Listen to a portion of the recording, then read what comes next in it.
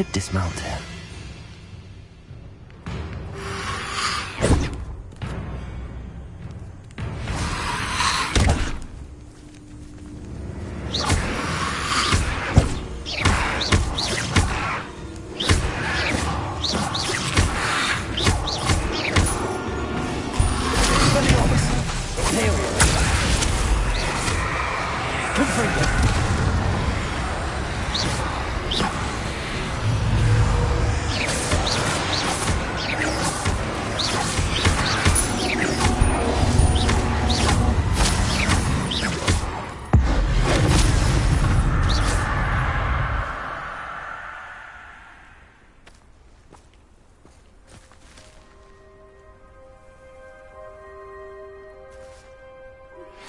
I suspect you are the one who has been interfering with a rather personal matter.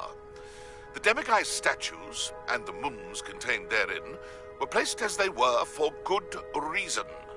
You should not meddle in the personal affairs of others. I don't think Mr. Pemberton meant to use his own stationery. He knows something about those demiguise moons.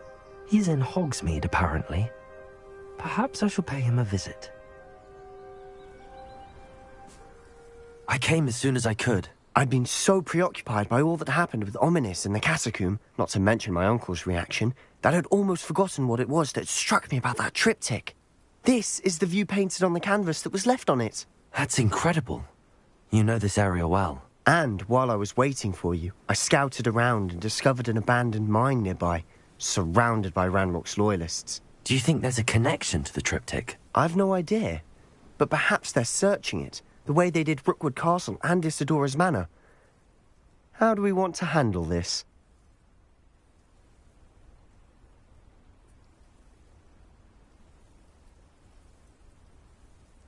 We need to see what they're doing, but let's not draw their attention. Very well. And I still have that rune symbol we found on the triptych. If there is a connection, I suspect we'll see that symbol again. After you.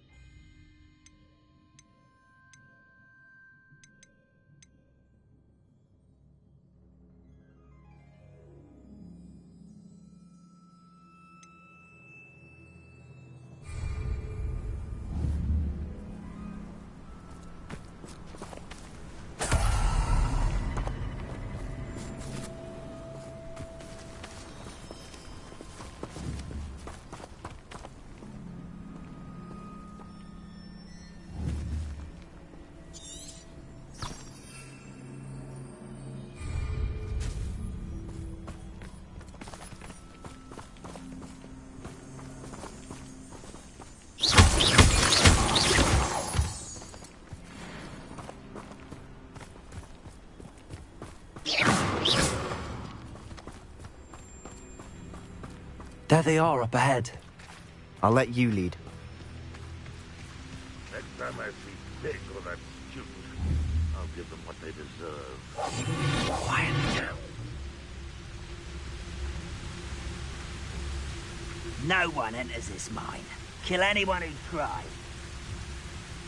Ranrock's loyalists are out for blood. If only I could get my hands on Pig or that student.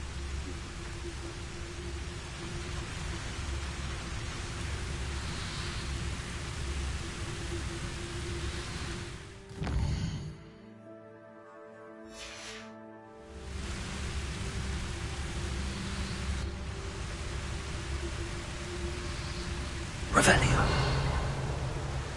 Any who oppose Ranrock will be eliminated.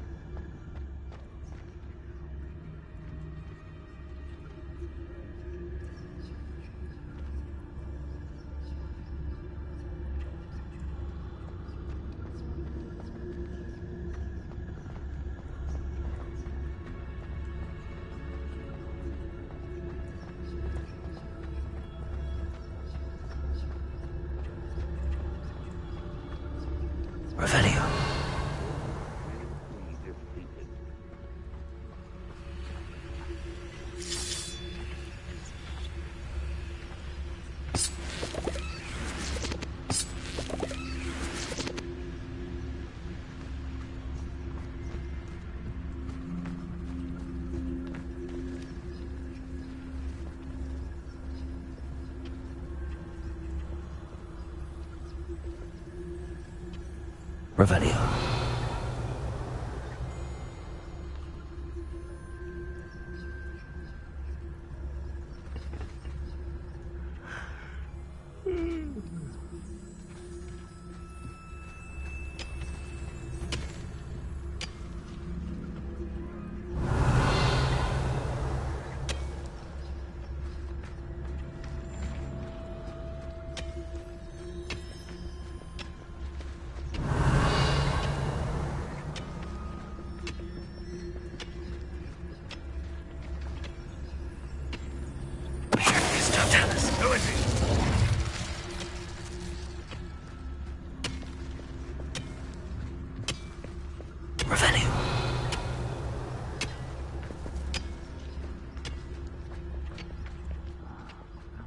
Bacon and mushroom stew.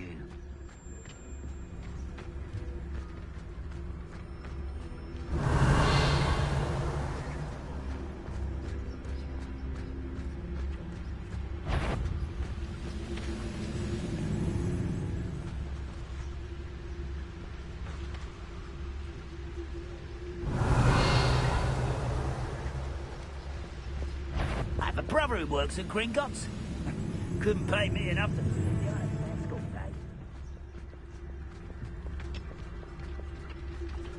Revelio.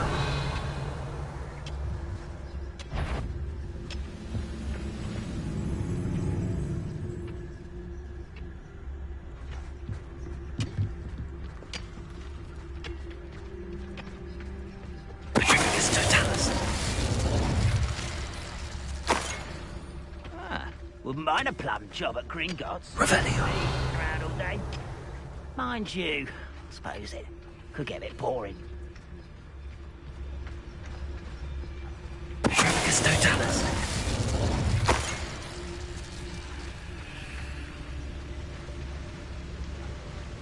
Revelio.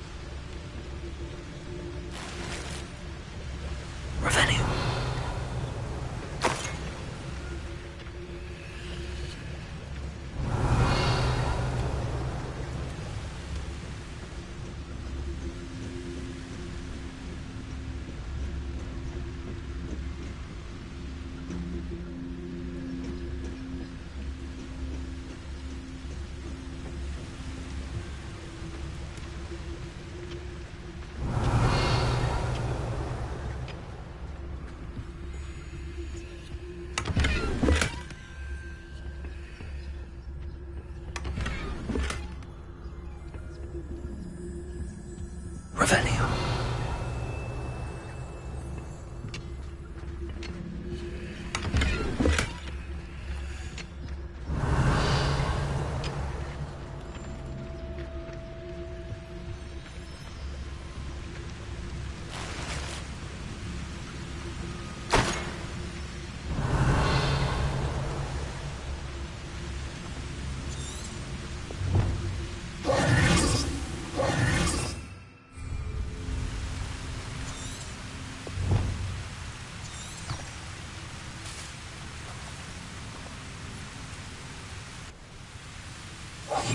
I'll be quieter than a jobber knob.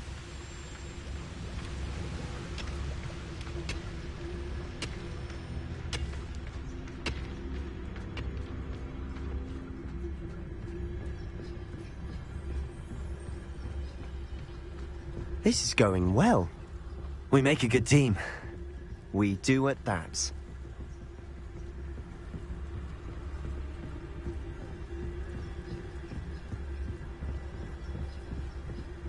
Once again, we could fight our way through, or be discreet. You know which one I'd choose.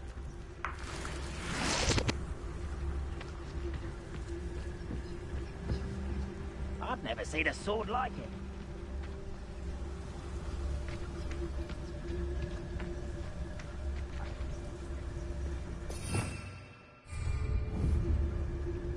Revelio.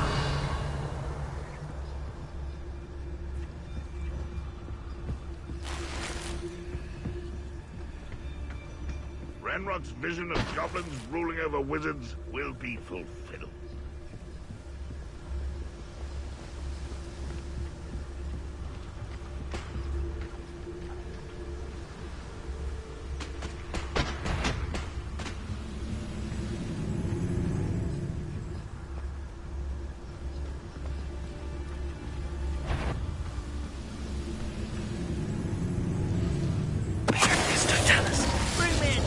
Humans to battle. I'll take them all. Run the other way when they see me, humans do. Every time. Revelio.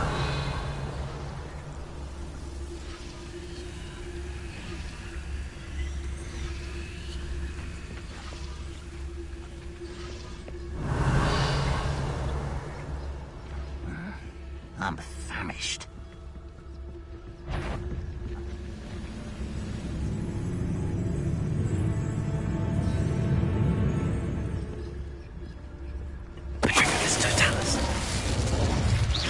Hello?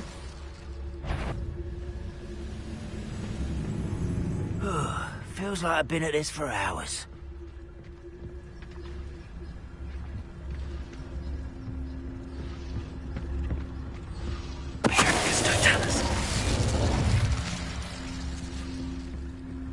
Revelio.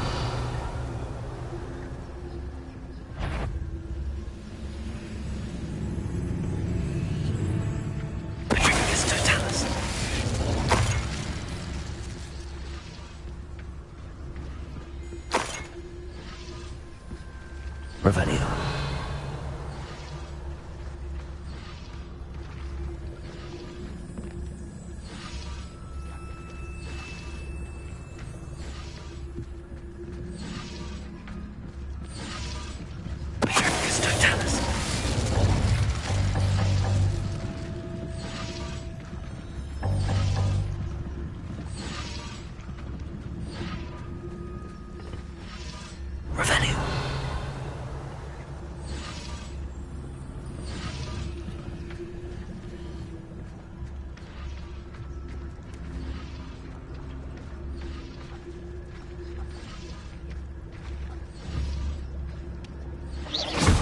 Somebody there? Hello?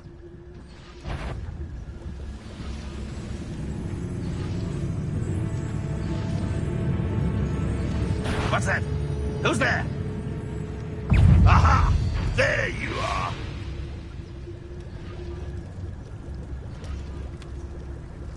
Revelio.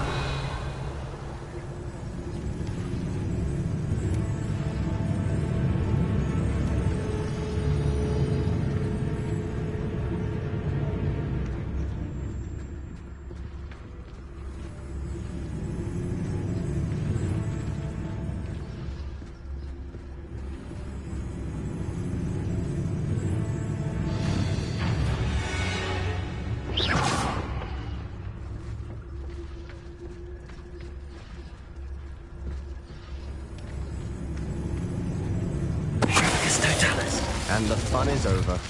Fun is a relative term. It is. And that was relatively fun.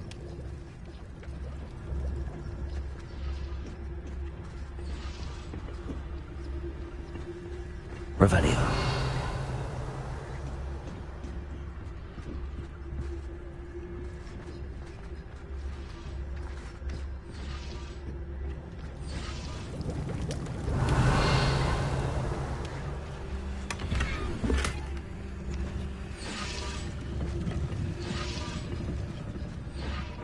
I should tell you. Rumor is this mine was closed long ago due to an infestation of spiders. How nice. Nothing I haven't seen before. That's the spirit. Revelio.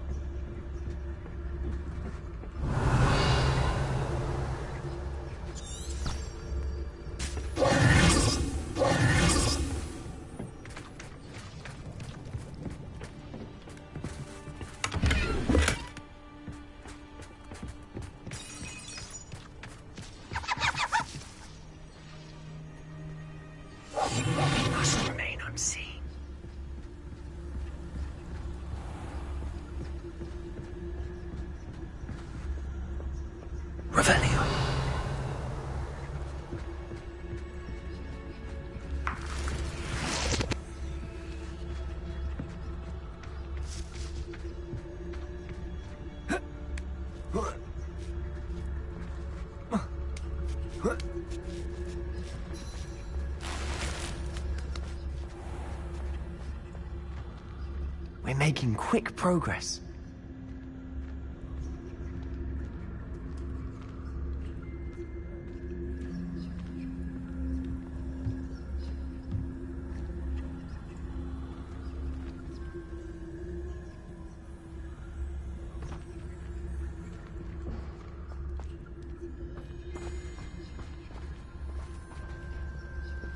Perhaps we can find an alternate route up ahead.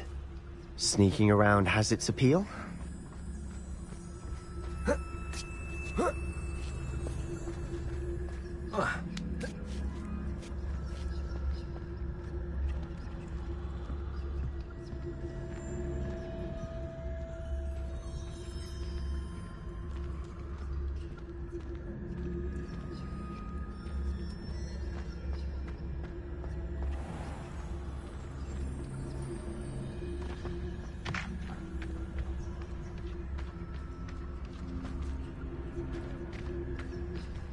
Bombarda!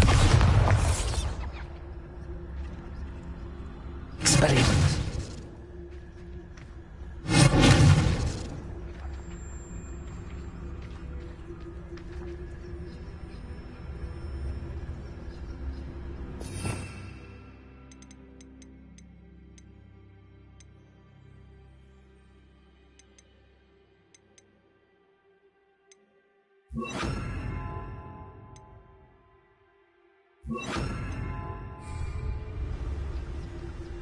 It's it.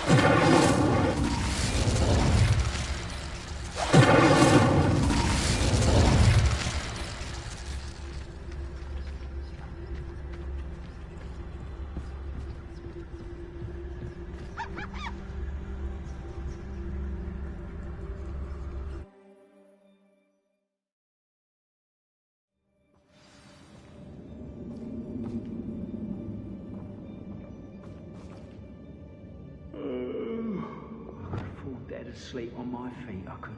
Lumos!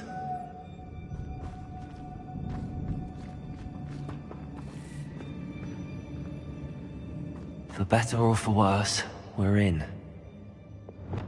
Quietly now. Revelio.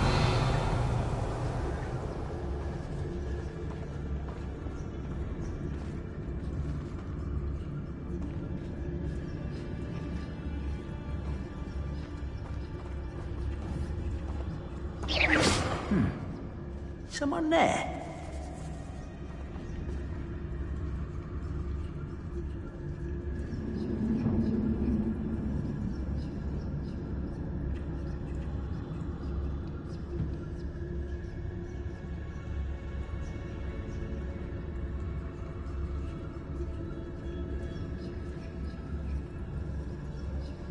Oh, this day's gone on too long.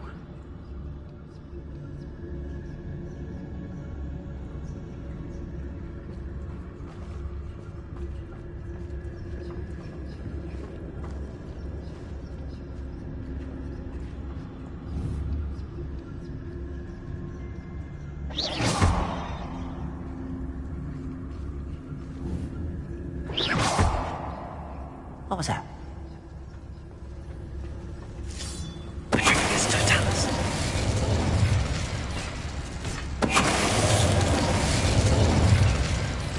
This mine looks like a tomb.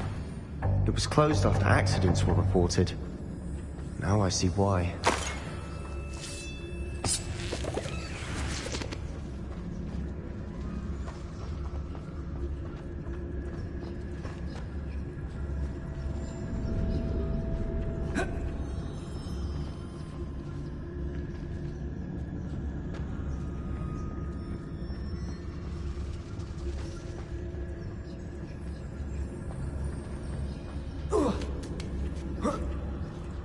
I don't see any goblins in these webs.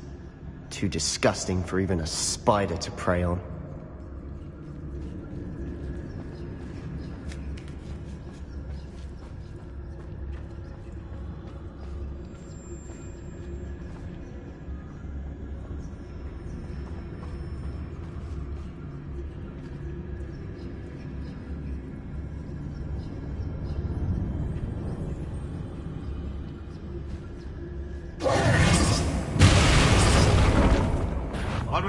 Not quite enough.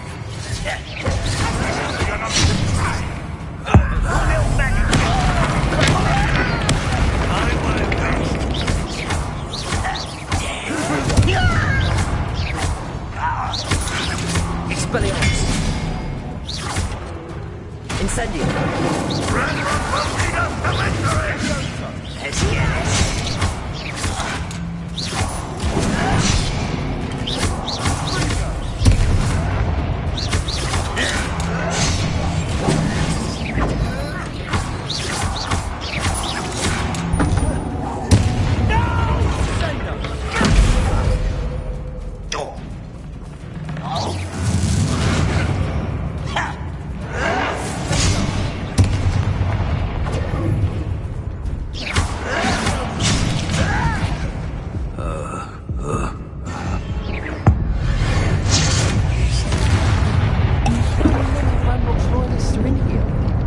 Too many. They definitely think there's something here they want.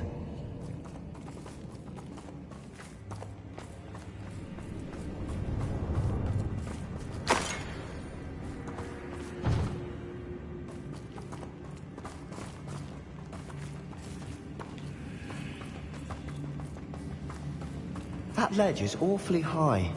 Any ideas?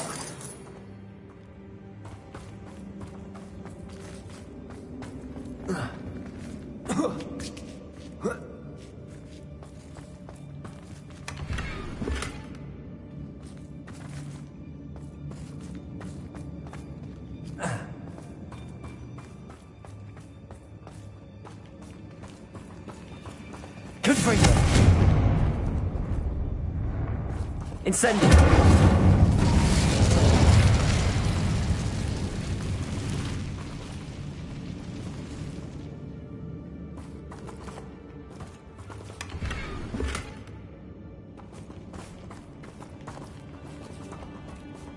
Must be something around here that can help.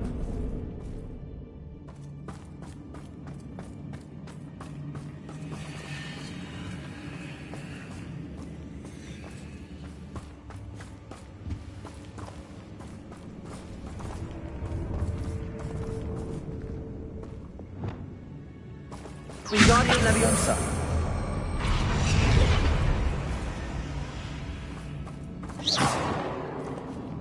Wingardium Leviosa!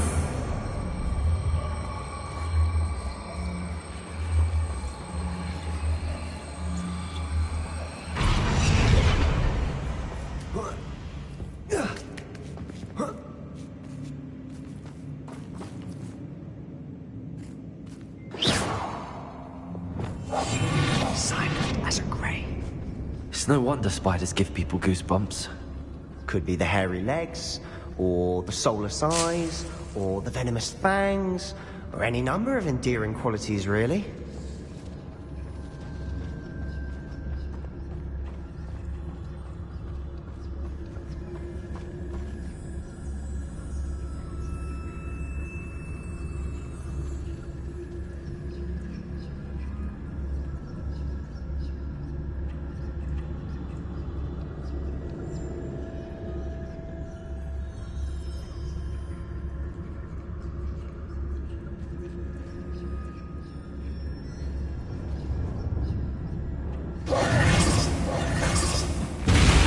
Smashing.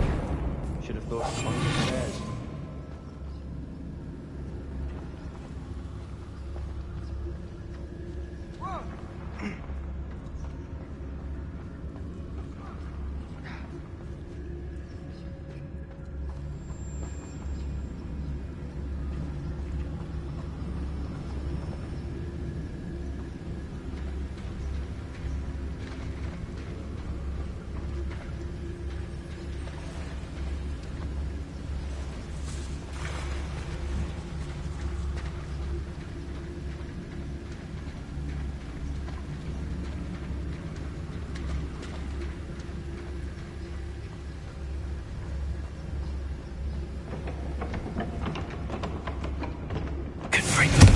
That bridge has seen better days.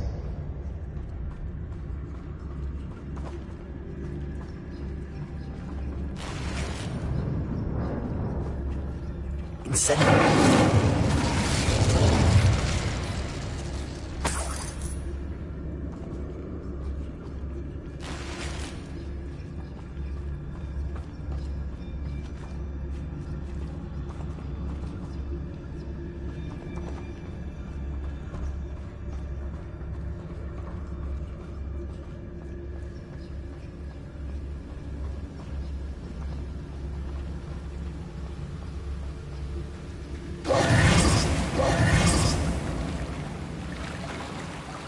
Perhaps we can mend the bridge to get across the chasm.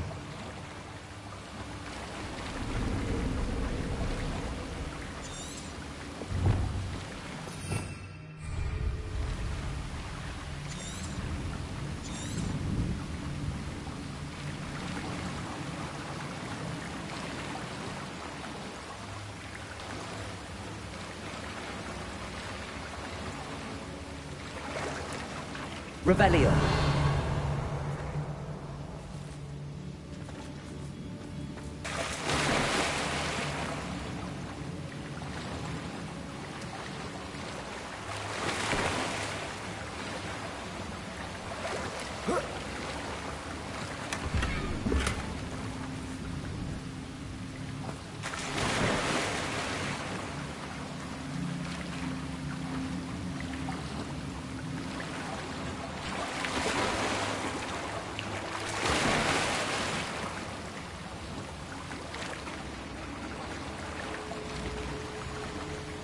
Reparo may be the answer here.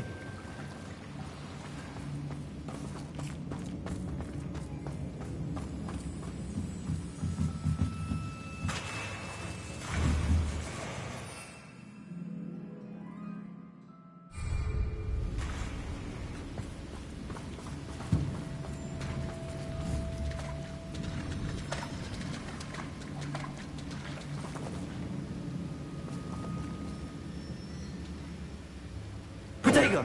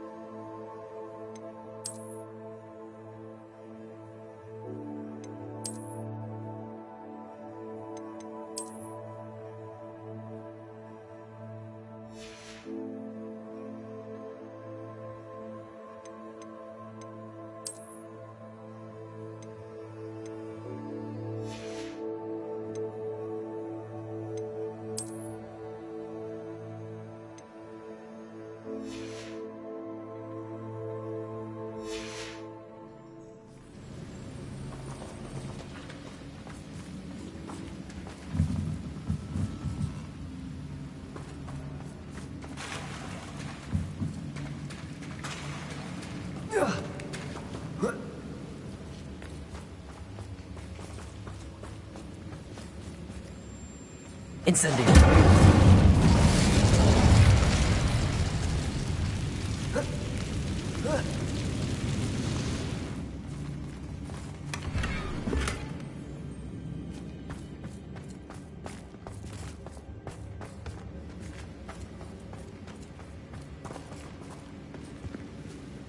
Reparo may be the answer here.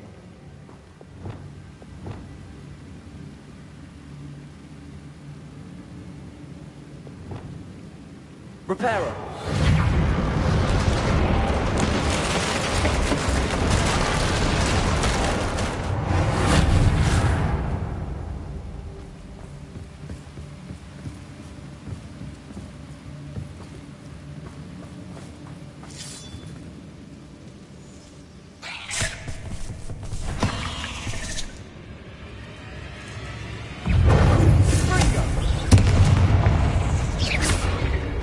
Incendio. Confringo. Expelliarmus. Findo. Incendio. Confringo.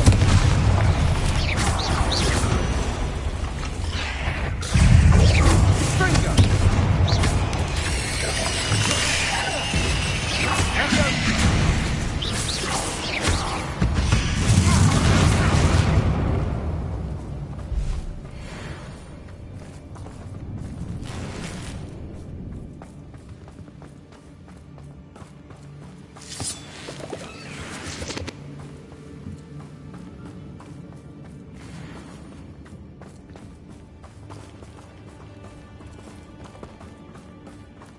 We're making quick work of them. Professor Hecat would be proud. She would at that. Ranrock's loyalists have all but declared war.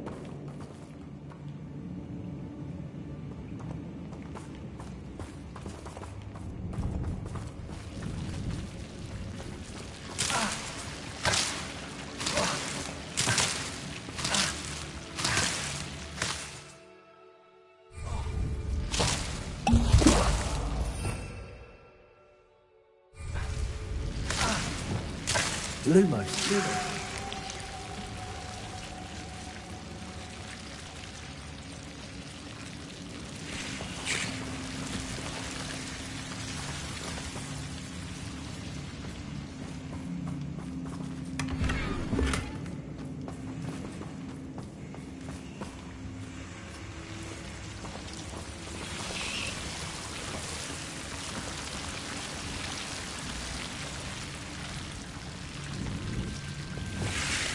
Incendio!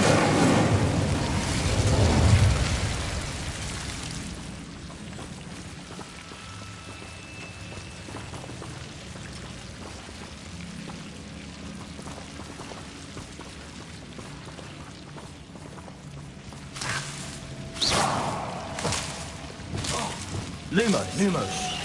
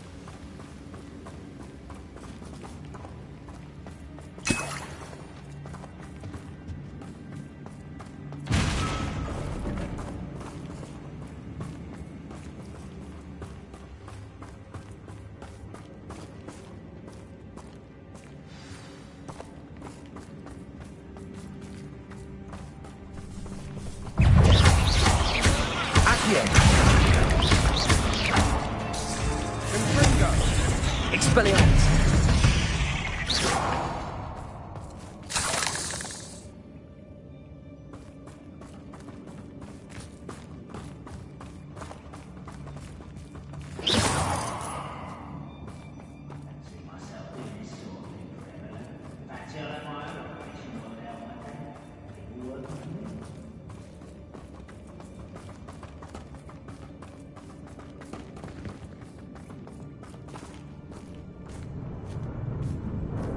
We've still not seen a single rune symbol.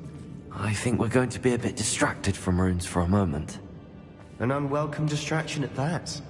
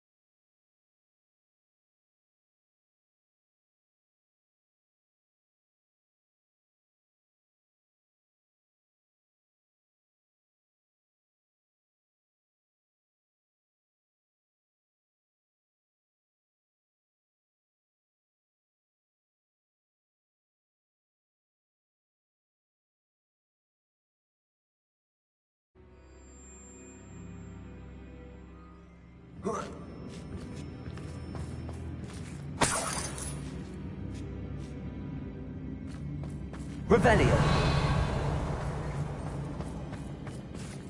We have another fight on our hands. Why am I not surprised?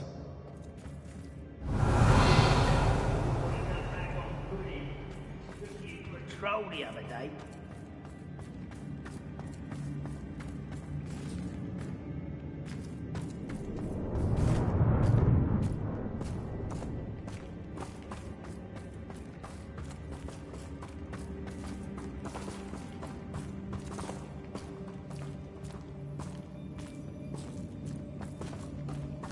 Revelio.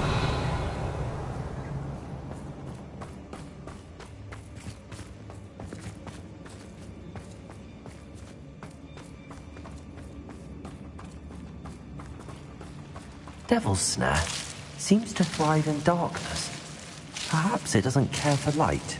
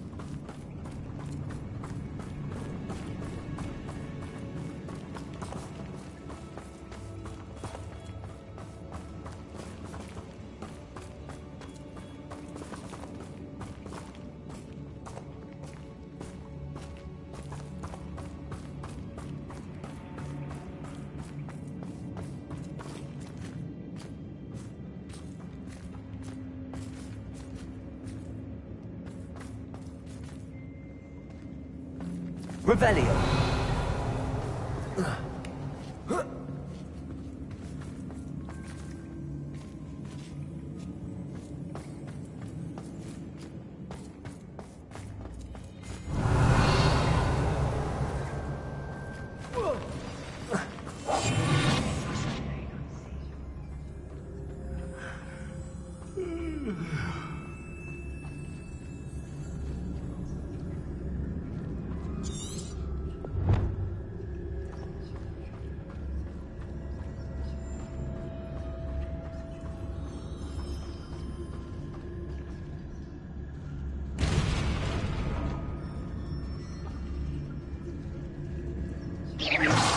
Afraid to fight? You'll regret coming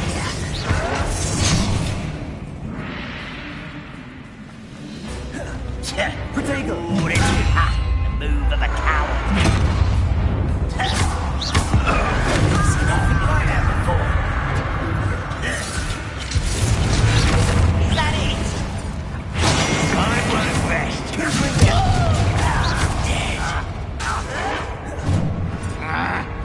Incendio.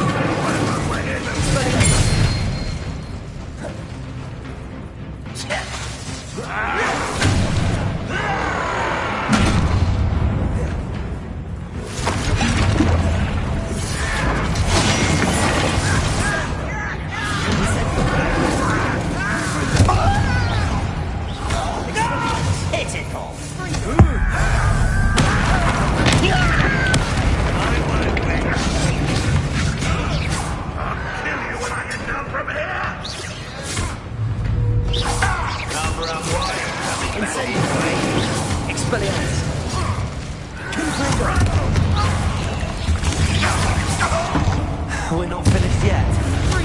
It's almost as if they were boss.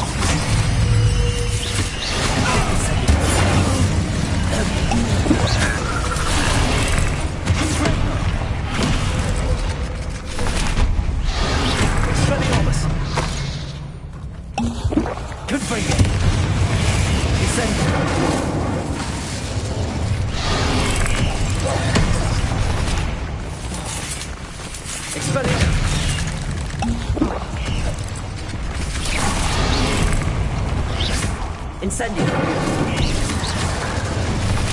Expelliarmus.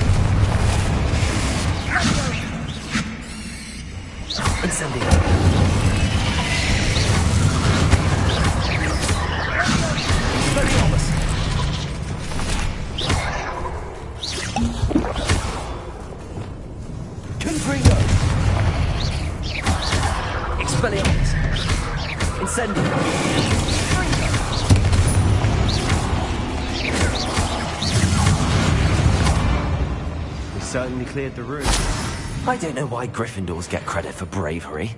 We Slytherins are teeming with it. And we're much more fun to fight with.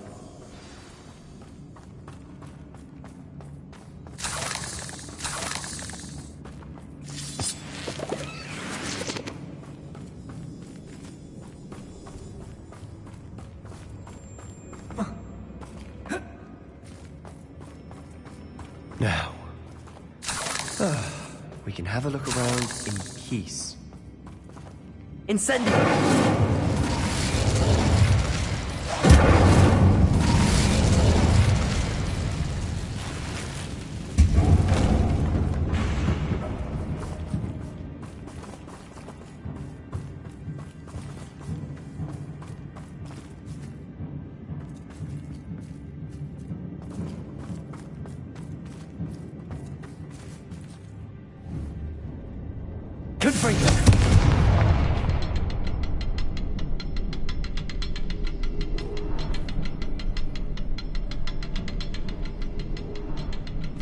Incendio! Confringo!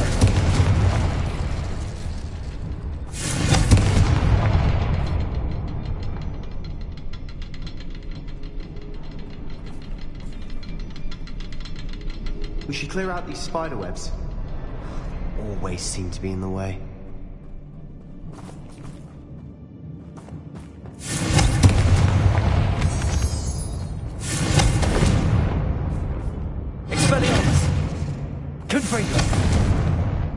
Incendio!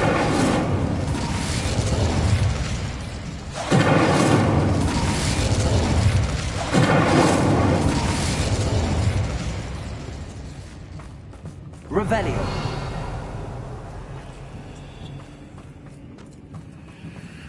Incendio!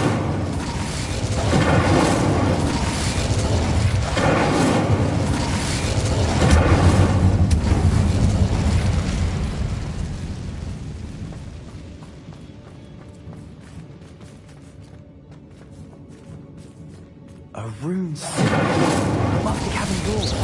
Ranrock's loyalists never knew to look for it.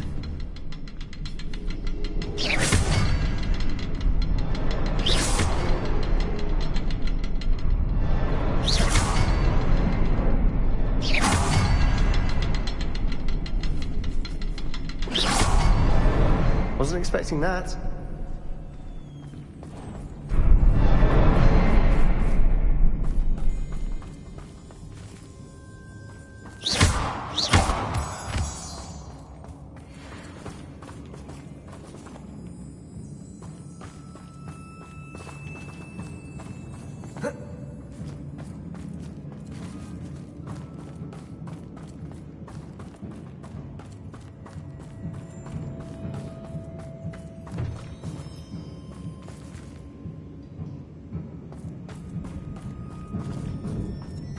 Revelio.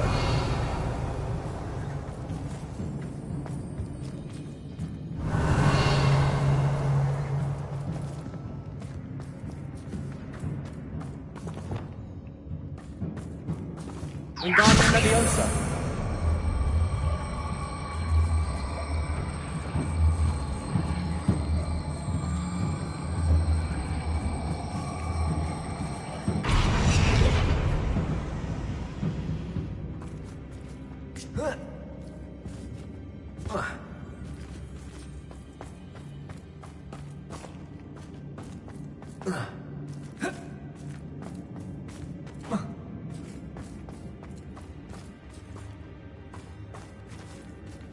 Revelio.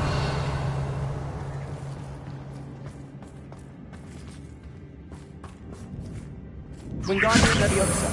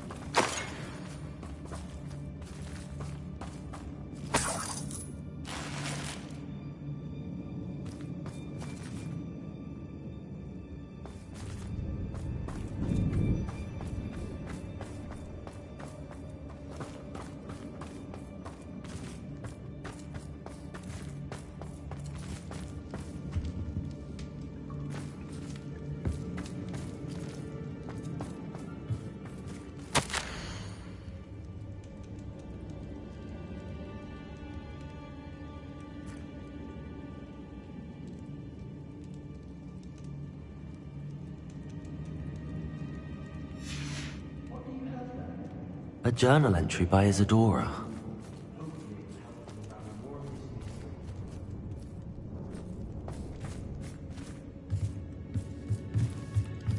Another passageway. We should search the room first. Sebastian, I think I found something. A canvas piece. Brilliant. Our efforts weren't in vain after all. Revelio.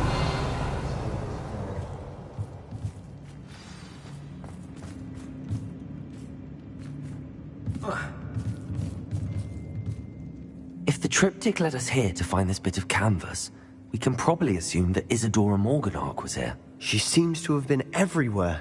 But if she was using the Undercroft, and the cellar beneath her manor in Feldcroft, why would she create this space? And why hide it behind cryptic rune symbols?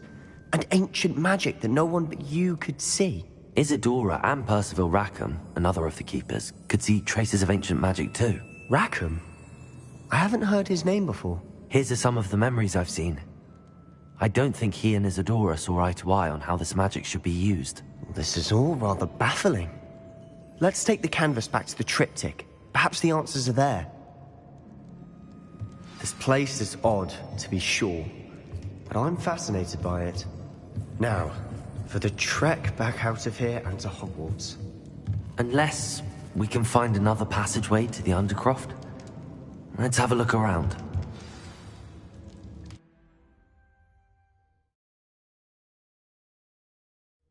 And now for the moment of truth. It has to fit.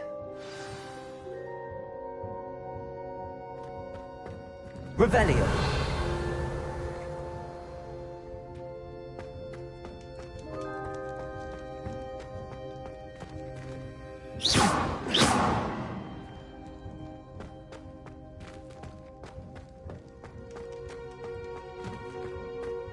Revelio.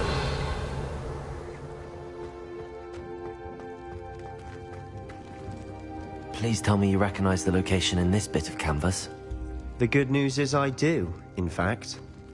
And the bad news? We're in for more trouble.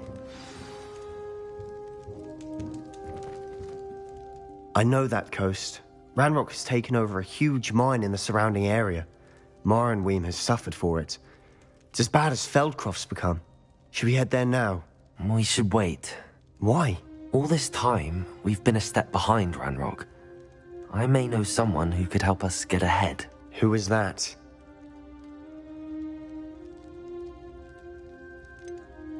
Someone who knows Ranrock personally. They asked me not to mention their name to anyone. A goblin? Tell me I'm wrong. You know goblins cursed my sister to shut her up. Said she should be seen and not heard. I do, but not all goblins are... Not all goblins what?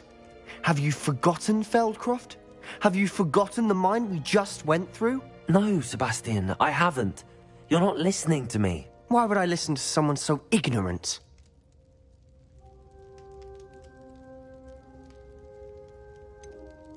You don't know what you're saying. Take a breath for a moment. Oh, I know precisely what I'm saying. Unbelievable.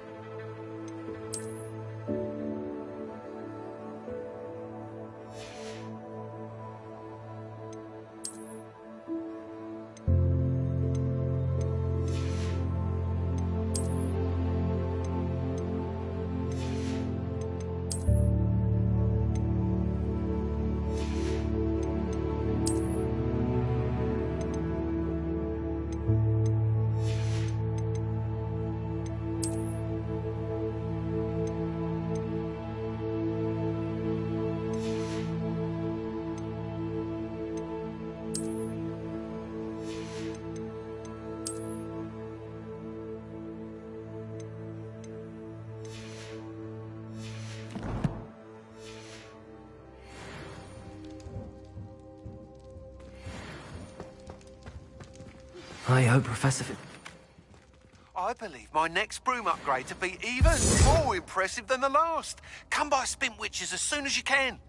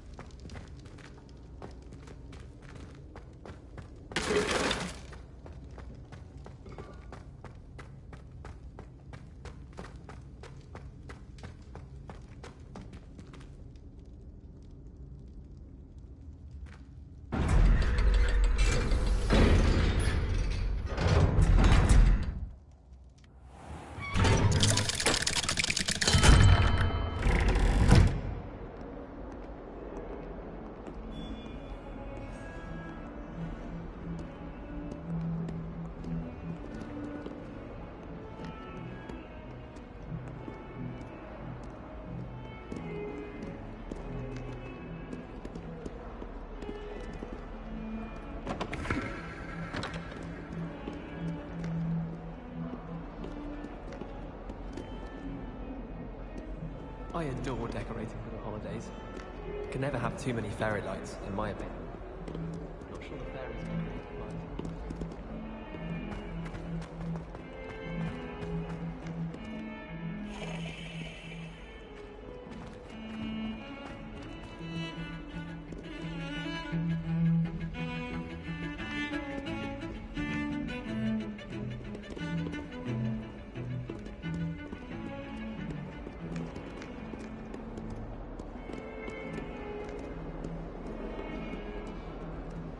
Slytherins are lucky they get to sleep next to the lake. Water is so soothing. I've seen the boys looking very sheeple. I brought fruit from Honeydews to share with the girls in my dormitory tonight.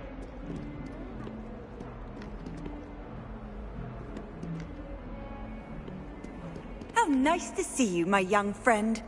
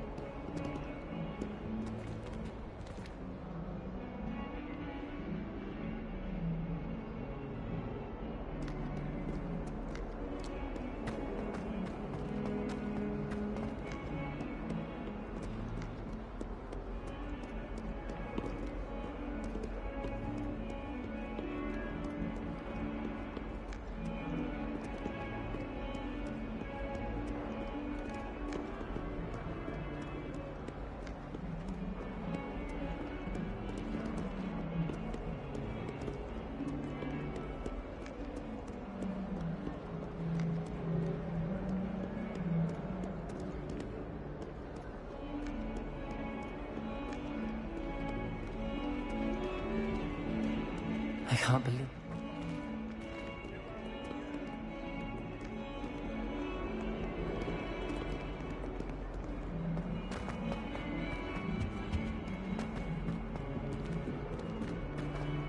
Need I remind you that you are studying at Hogwarts and not the Three Broomsticks? You'll never become an aura at this rate. So get your head out of your butterbeer and into a blasted wizarding book, for Merlin's sake.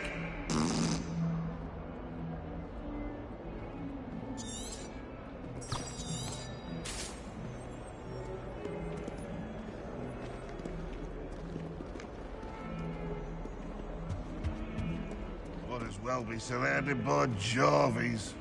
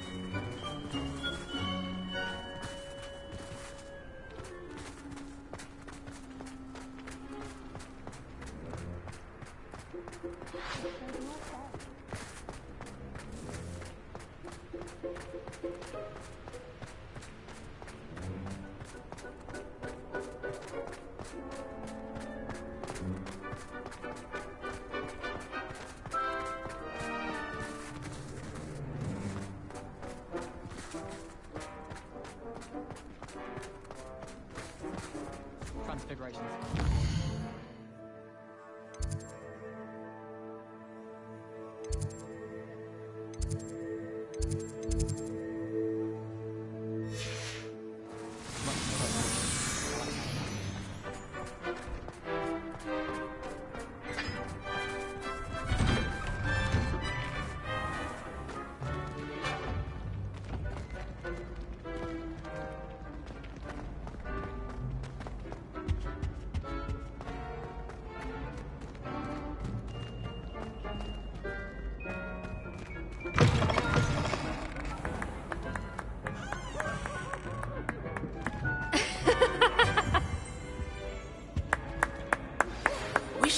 with Mr. Bickle's friends. I believe I can slip away without drawing my mother's eye. Meet me near Hogsmeade, and we will devise a plan. I think I know how and where to approach the centaurs while protecting the Snidgets. Meet me in the Forbidden Forest. Aha!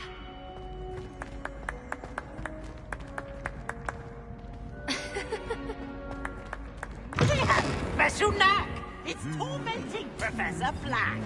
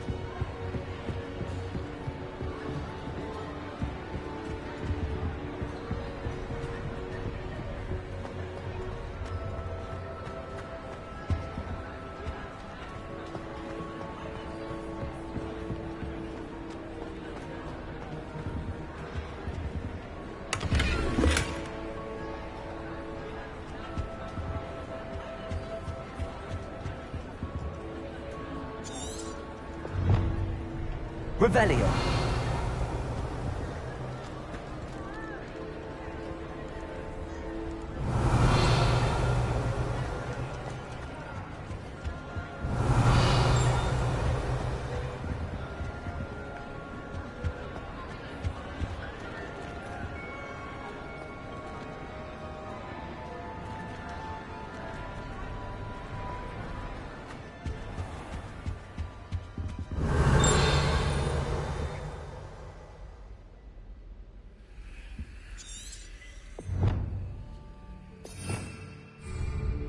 Revelio.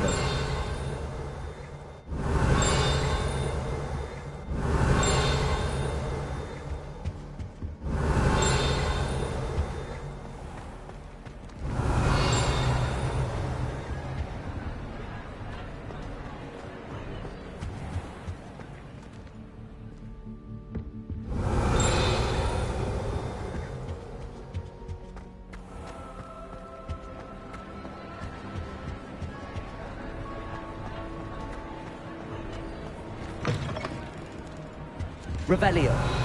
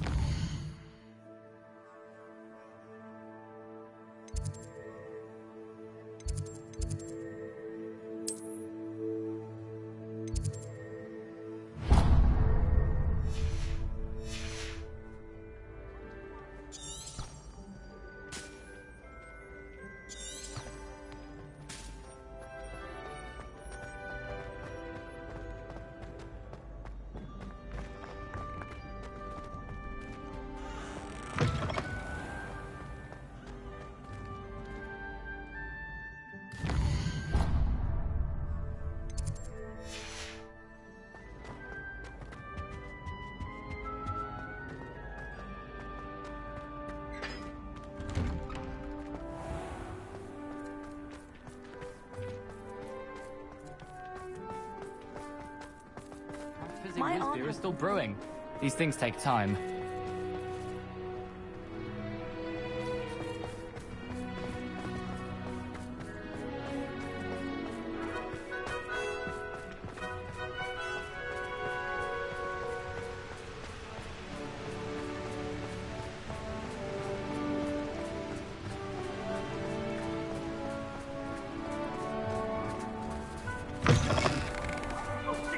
Afraid of a staircase?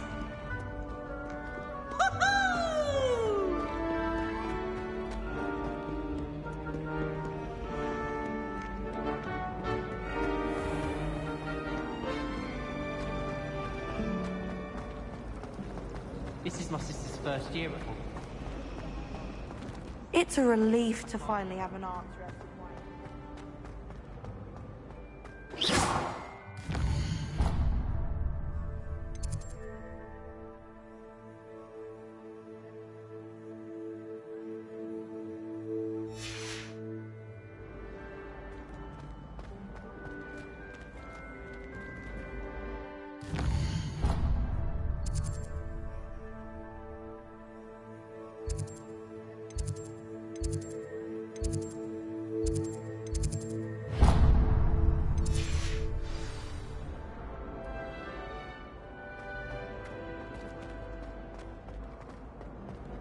I bet all the answers to everything.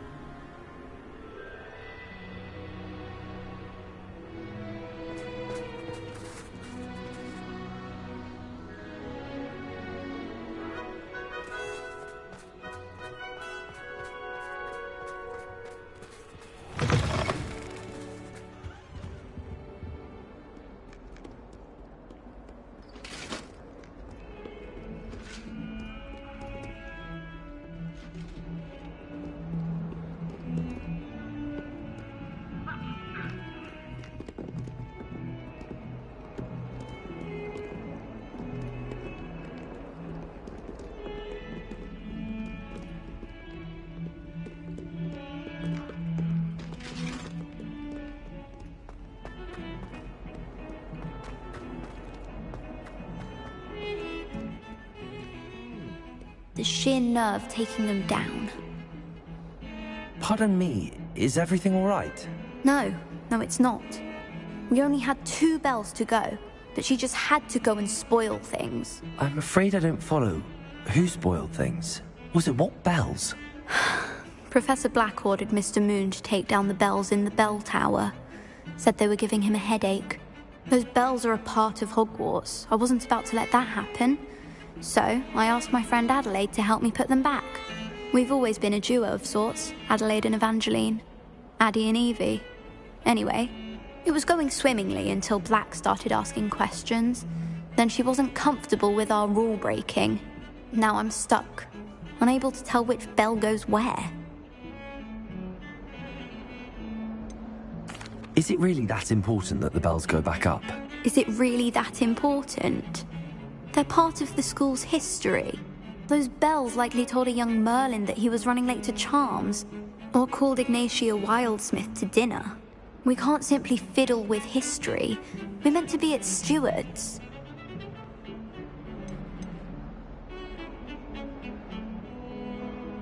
It's certainly an odd decree, even for Black, taking down the bells for a headache. I agree. I thought it might also have been that they interrupted his hourly naps. That's all he does in his office, you know. But then I heard... Can you keep a secret? I can. I heard from Alice, who heard from Ollie, who heard from Eugenia, that it's because the bells reminded him of his wedding day. Breaks out in a sweat every hour on the hour. But mum's the word. If only 2 bells are left, isn't it fairly easy to tell which goes where? Easy for you, perhaps. I happen to be tone deaf. Mother likes to say I couldn't carry a tune if it hopped on my back like a chocolate frog. No point putting them back in if they don't sound just as they did before, for the sake of historical accuracy. Perhaps I could help put the bells back up. Really? Oh, that would be wonderful. The bells are in the bell tower just above the music room. You're certainly of more help than Adelaide. I imagine the bells are just inside in the bell tower.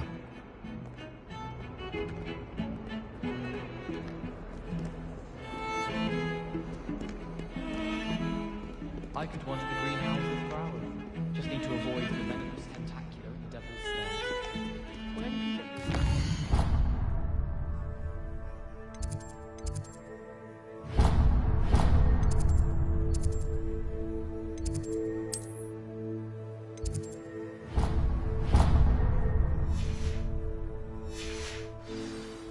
I saw you handling that snuggle off in an apology.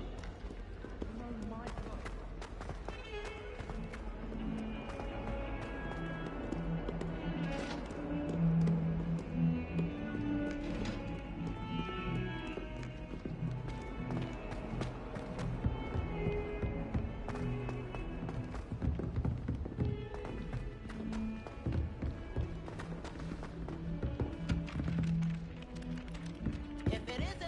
Galleons and a historian's uniform. Far more enjoyable if the prefect stayed out of those old treasure maps. Should get rid of the lot of them.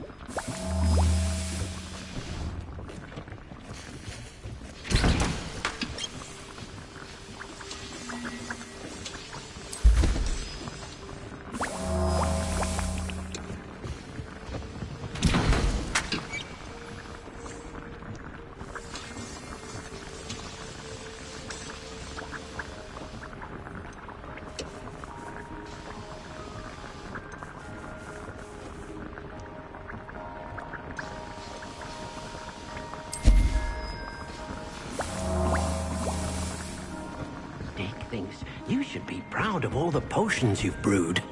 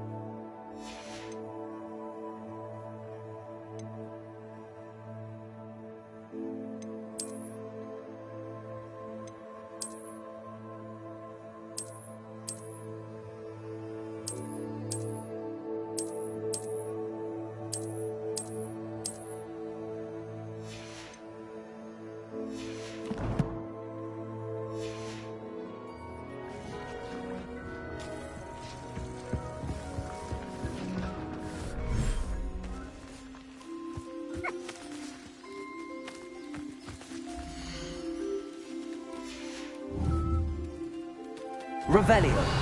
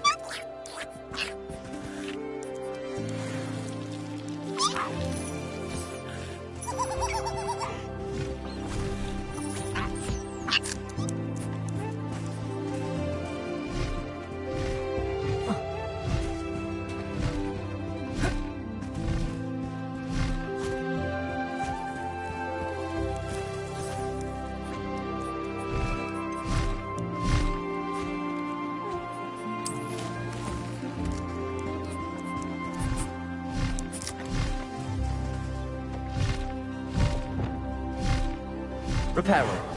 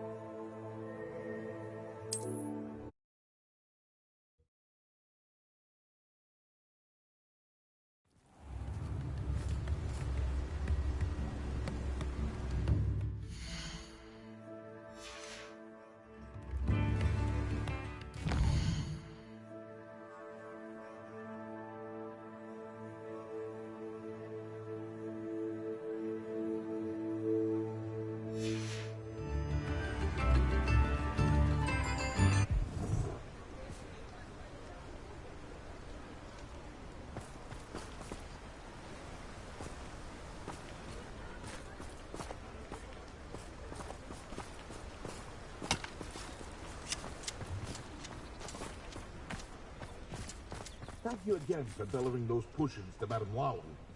Saved me a lot of time and trouble.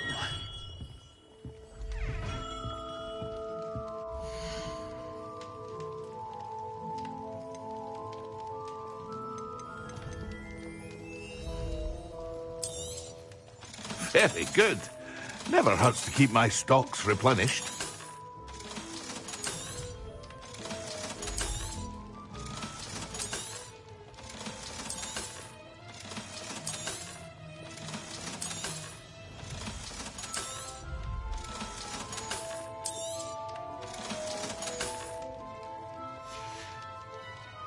I hope to see you again. Farewell for now.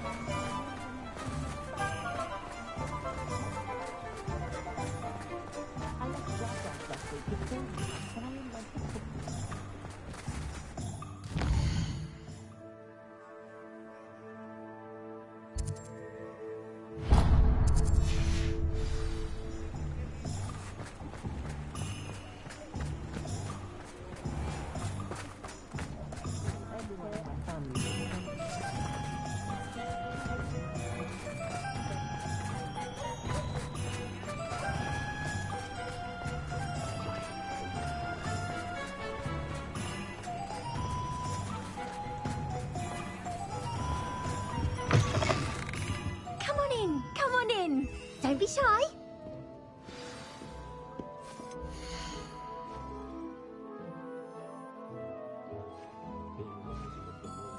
You can stop by any time.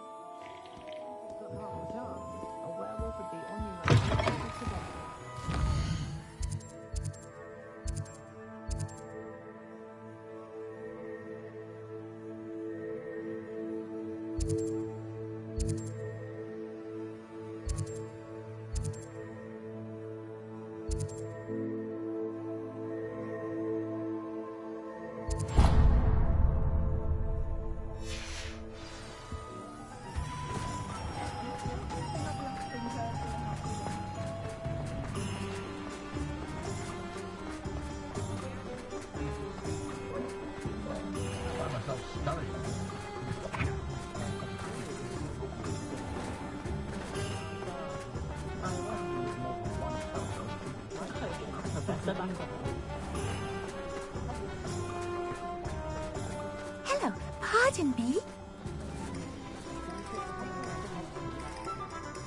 Pardon me, sir, but about those curious demiguise statues I've seen. What? Who are you? Why do you ask?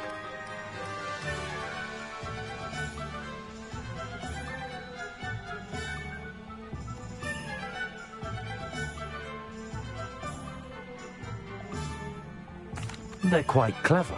Oh, thank you. A lot of craftsmanship and care went into them. I assume. So you did create them? Yes, I did. It was a ploy to give that pathetic oaf Moon a taste of the grief he caused me years ago. You are the one who's been pilfering them. I am, at the request of Mr. Moon. I received your owl on your stationery. Well, fitting Moon would enlist a student. Too cowardly to do it himself. Hasn't changed a bit. Even when we were at school, he was a cowardly bully. Gave me a horrible nickname, which I shan't repeat. I was thrilled when we left school and he seemed gone for good. Then I started seeing him around Hogsmeade. It was too much. Even if I do take satisfaction in that his life's destiny was to be a lowly caretaker.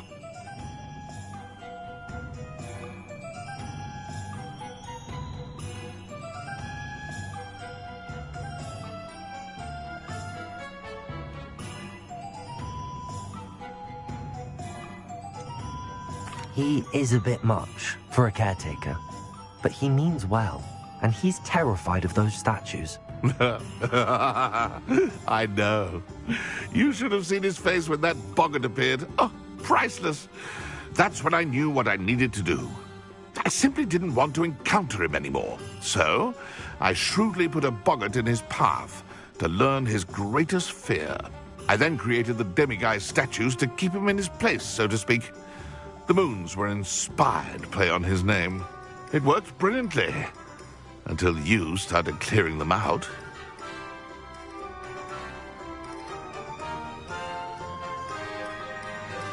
Sounds as if Mr. Moon deserved what he got. But perhaps it's time you both moved on. Fair point, I suppose. If they've terrified him, as you say, He may have learned his lesson.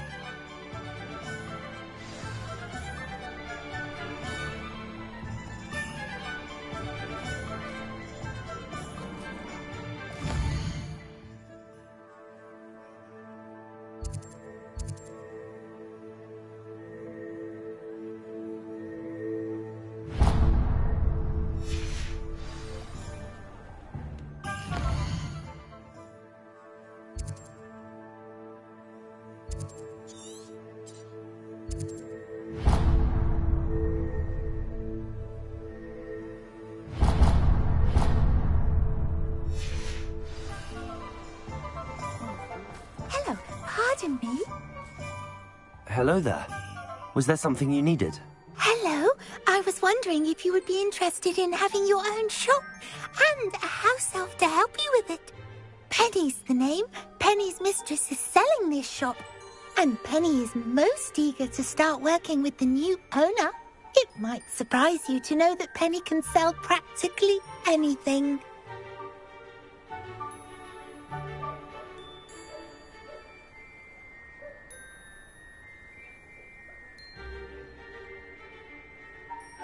Oh, it would be wonderful to have a place to sell things and someone to help me. You'll be able to give Penny almost anything that you want to sell. It will be no work at all for you once the shop is up and running. If you want the shop, and Penny hopes that you do, you should talk to Penny's mistress as soon as you can. Her name is Cassandra Mason. Why is your mistress selling the shop? And you? Penny cannot be certain, as Mistress Mason so rarely confides in her. However, she repeatedly mentions how tired she has become of trying to let the shop. She has had rotten bad luck with the last few tenants.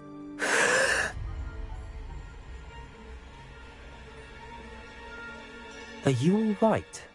Are you holding your breath?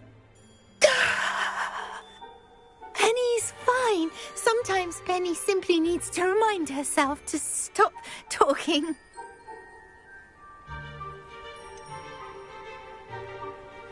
What kind of things would I be able to sell in the shop? All kinds. Anything from essence of Disney to Mooncalf fur. If a buyer exists for something, then Penny can sell it and get the best price. Just ask Mistress Mason. Why are the premises in such disarray? Oh, the previous tenants were not able to manage very well. They seem to have given up rather quickly.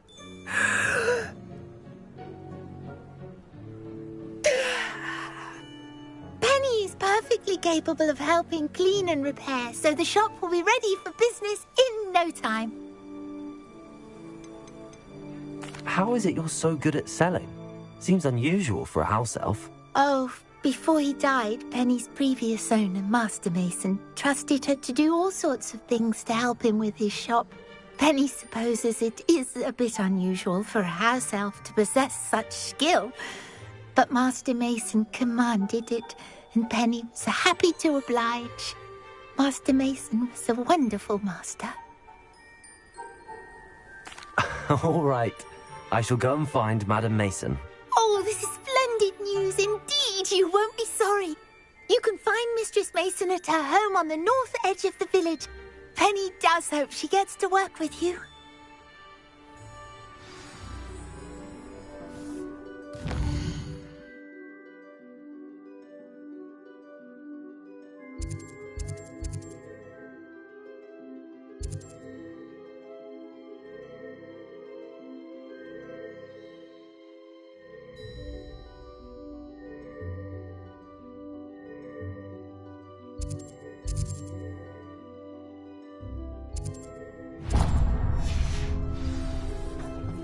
Easier on my nerves than dog-breathing death cats.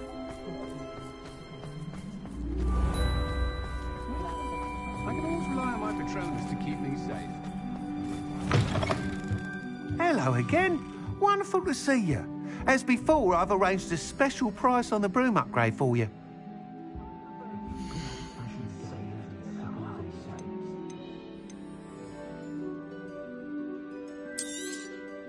You'll be thrilled with that broom, I promise you. The friendliest establishment in our village.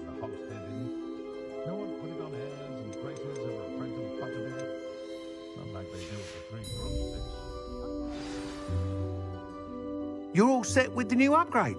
I can't wait to hear what you think. This may sound presumptuous, but... You'd like me to report back with even more flight details.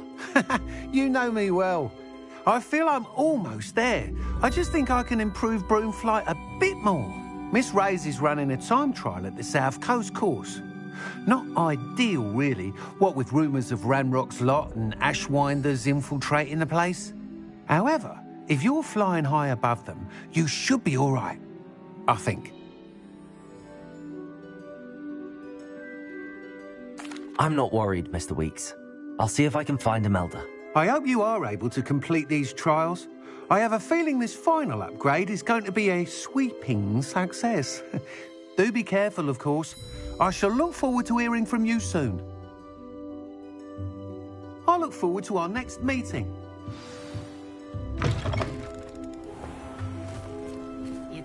Perhaps I could test out my new upgrade on the way.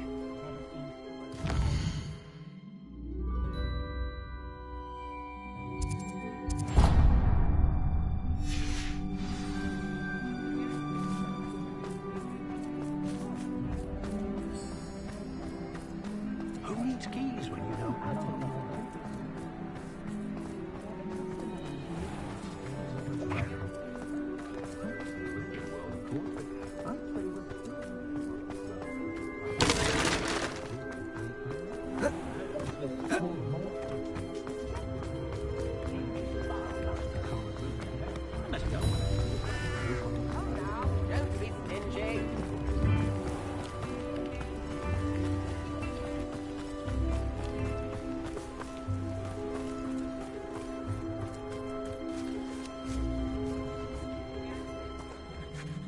Hello, Madam Mason. I understand you have a shop to sell. Why, yes. Yes, I do. Are you interested? Yes, I am. I've always wanted to own a shop. How marvellous. I think you will find my terms quite generous. But, and do please forgive me for asking, don't you think you might be a tad young to own a shop?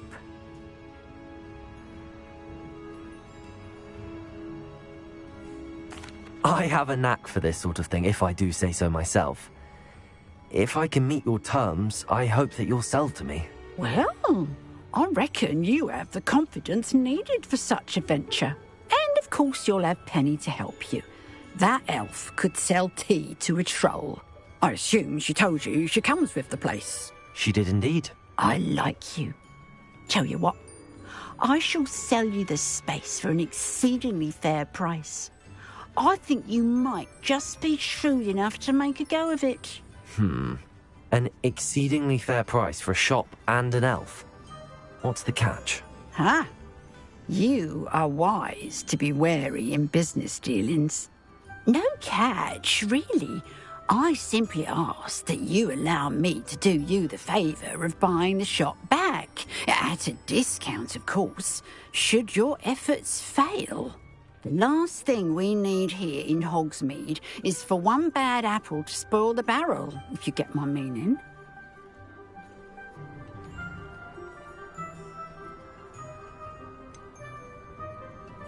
Ha!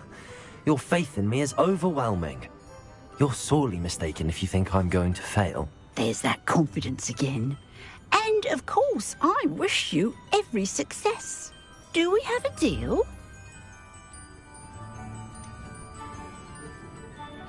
What precisely do you mean, should my efforts fail? Honestly, I only mean that if for some reason you're unable to keep the shop going, I could help you cut your losses.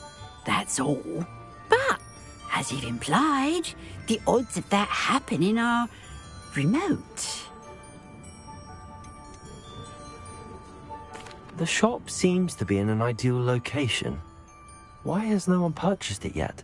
It is indeed. But I've just decided to sell. I've grown weary of being a landlady.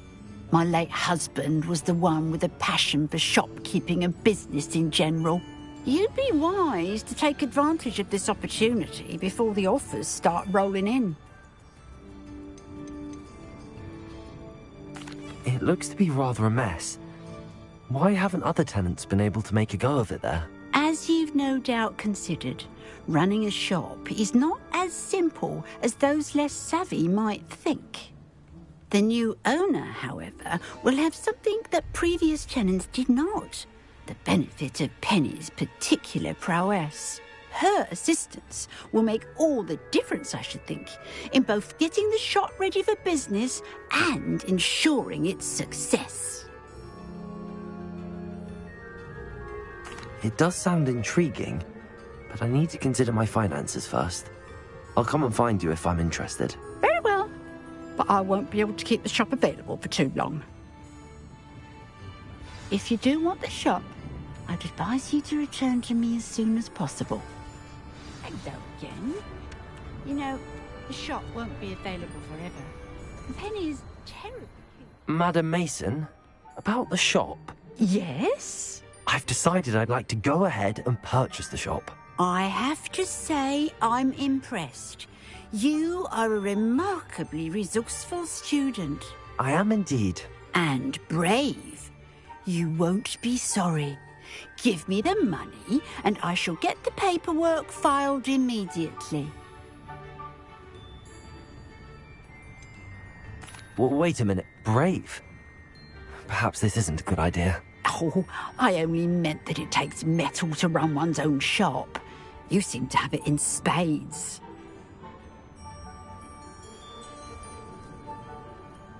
Ah, of course. And you're right. Shall I head directly to the shop then? Please do. Oh, one more thing. Since my husband died, I've not been able to bring myself to retrieve some of his personal items. They're in a chest at the back of the shop. Penny has the key. As you get organised, I would be terribly grateful if you could help an old widow and gather his things for me before you open for business. I wish you the very best of luck in your endeavours. Penny will meet you there.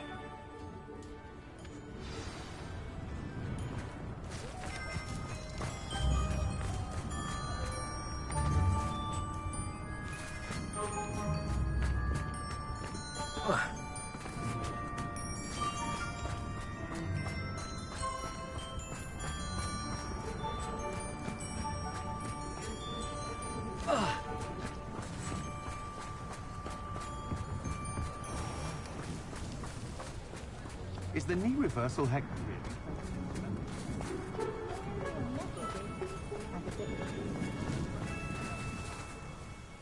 Well, I've done it, Penny. The shop is mine. Oh, Penny is so pleased. Penny was hoping you would be the one to purchase it. I'm glad you're here to help me. Goodness, what a kind thing to say. Penny will do all that she can to make this a success. There is much to do. The last tenant left in a bit of a rush, so we'll need to clean up and do some repairs.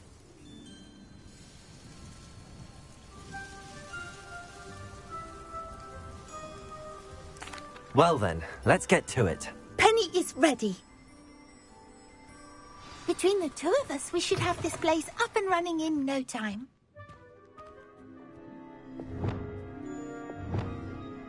Repairer. Oh, Penny can already see the potential. This will surely be the most successful start in Hogsmeade. Mistress Mason wanted Penny to be sure and give you this key. It opens a chest in the back room of this shop. Oh yes, she mentioned it to me. It contains some of her late husband's belongings. Penny wonders if you should open the chest. Are you holding your breath again? Penny must get back to work now.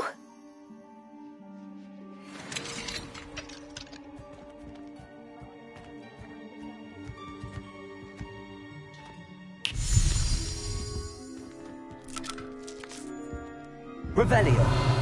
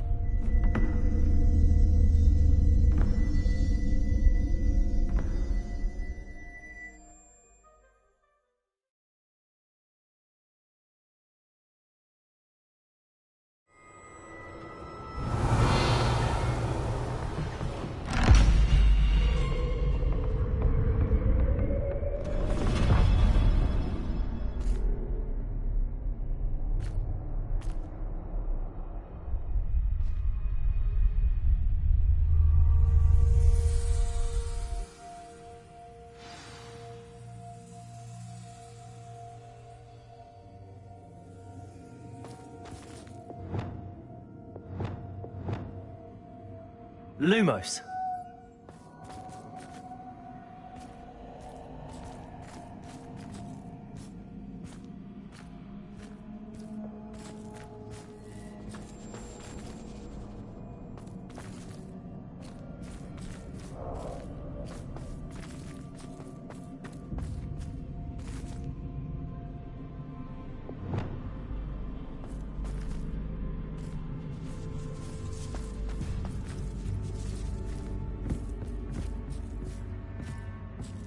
Revelio.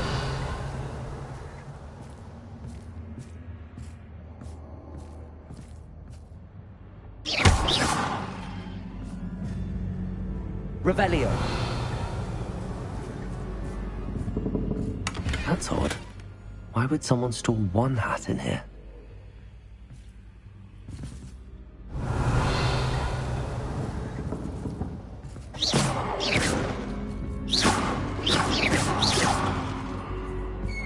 That's not very hospitable. Revelio.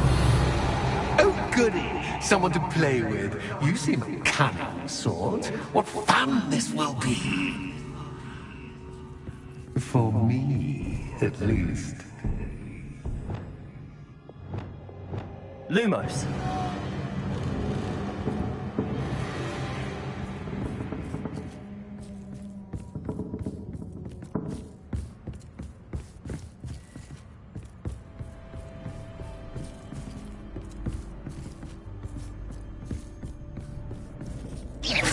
That's new. Onwards, I suppose. Lumos. Revelio.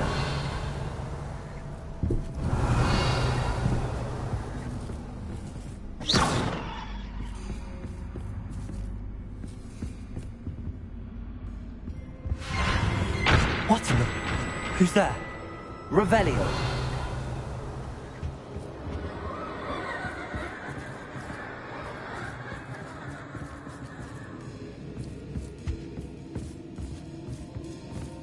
Lumos.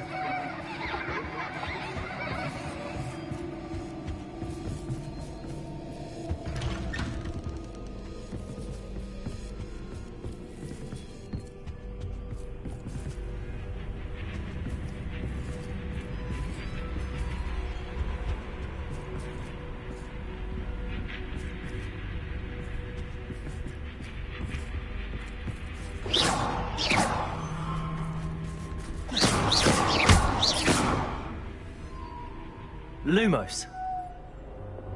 Incendio.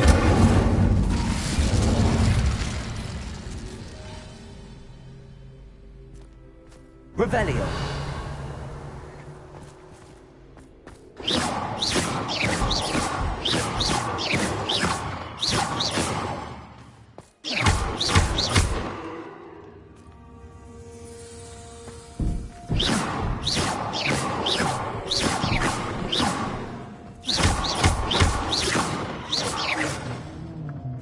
Revelio.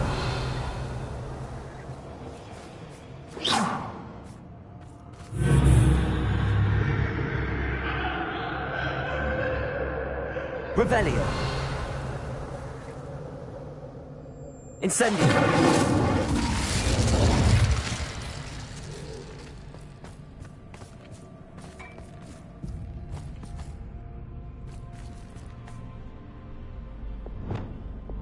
Lumos.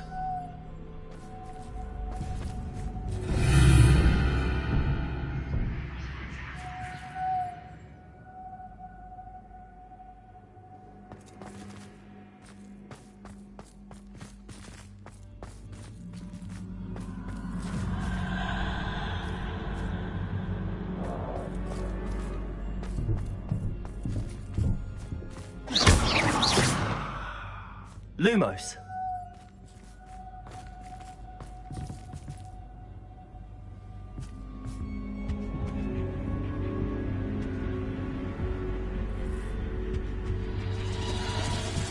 That's lovely.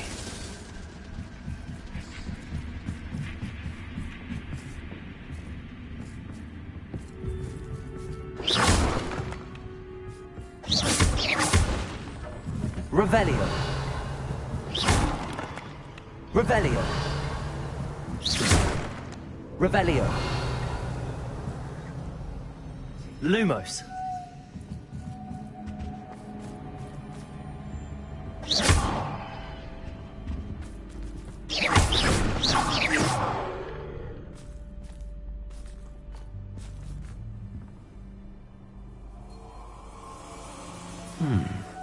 Seems as if I should hang something there.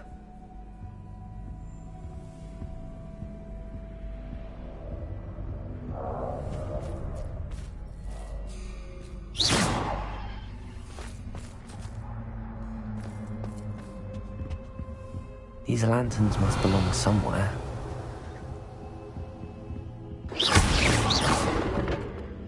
Revelio.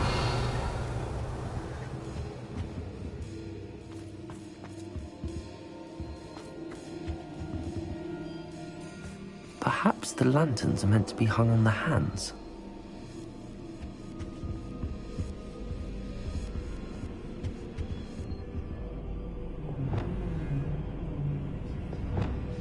Revelio.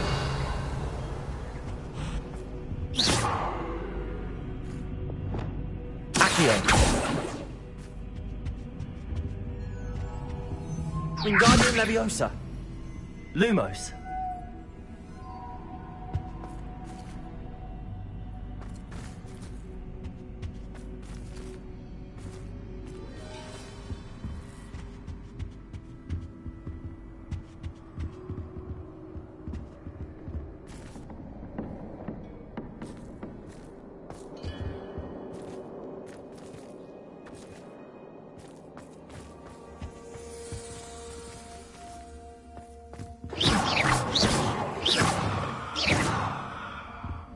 Lumos. Incendio.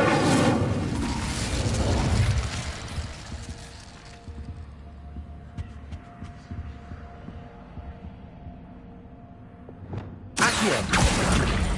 Wingardium Leviosa.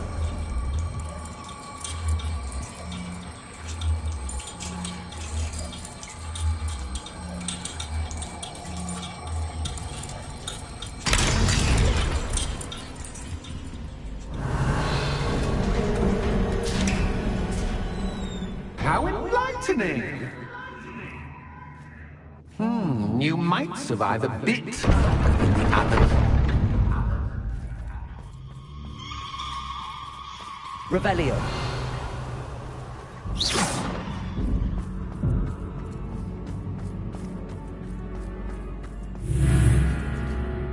Revelio. Lumos.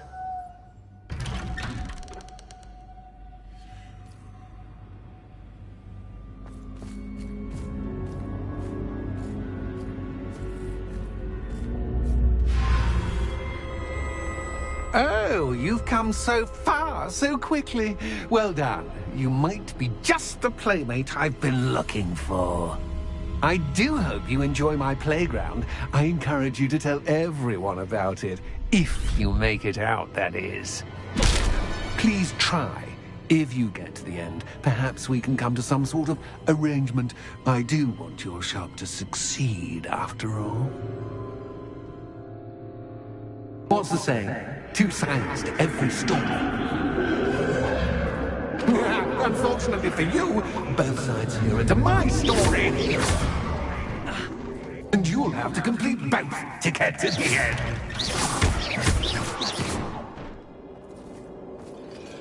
Revelio.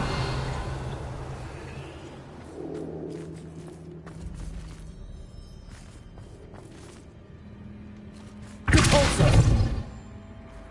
Wingardium Leviosa.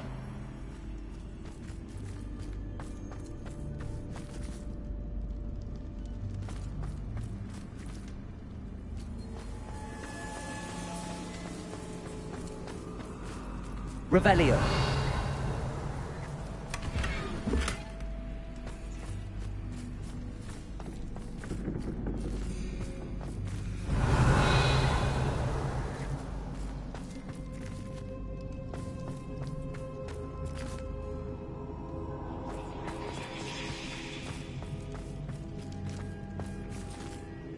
Lumos.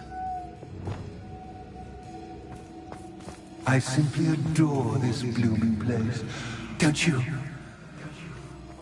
You know, foliage, like most living things, won't survive for long in the darkness. Incendio.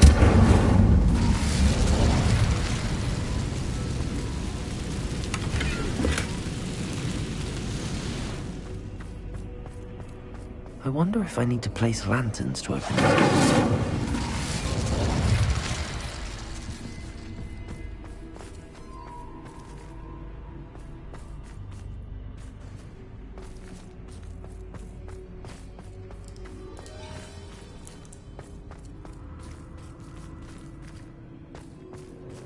Incendio!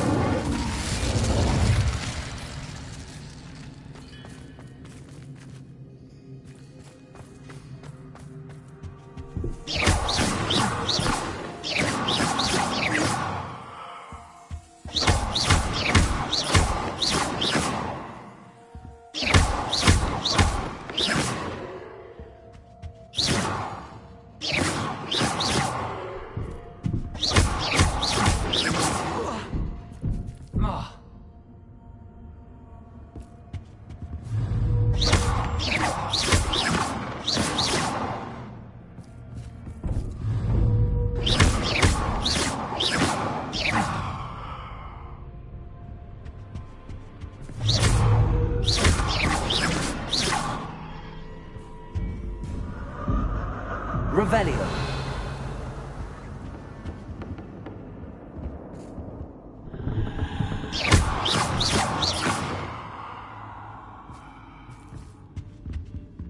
Revelio.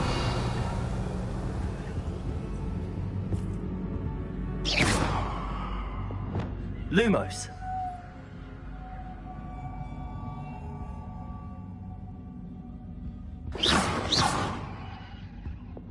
Incendio. Confringo. Expelliarmus.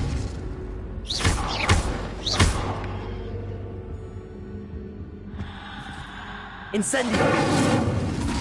Confringo.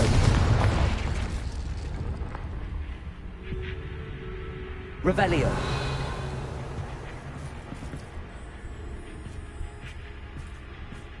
Oh, I'm afraid of the dark. Does it worry you that I can see you, but you can't see me? It's Accio. Wingardium Leviosa.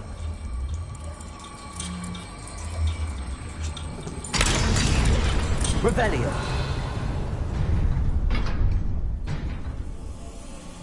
Accio. Wingardium Leviosa.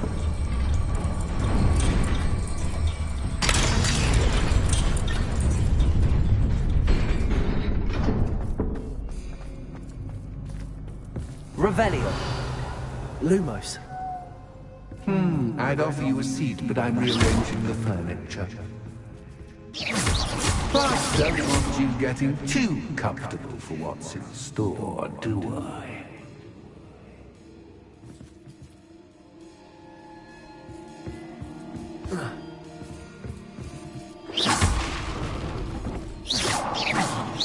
Revelio.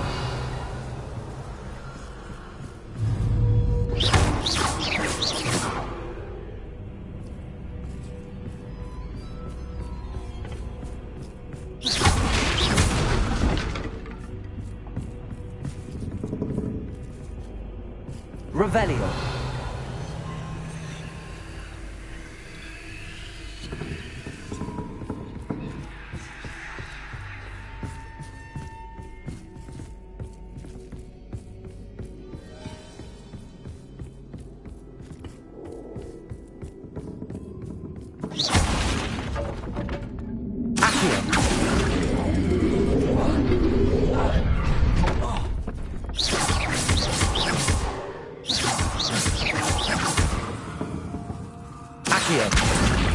Wingardium Leviosa.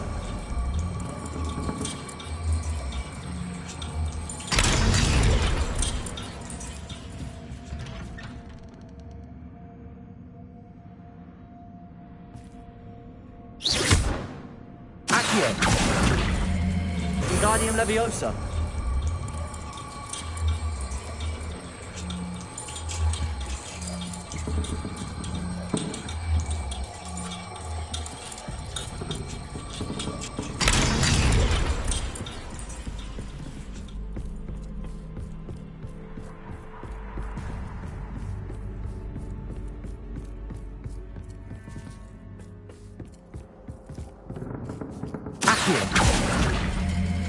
Wingardium Leviosa.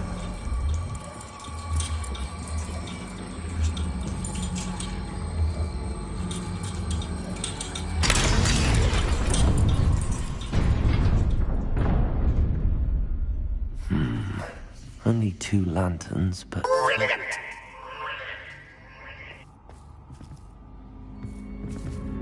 Revelio.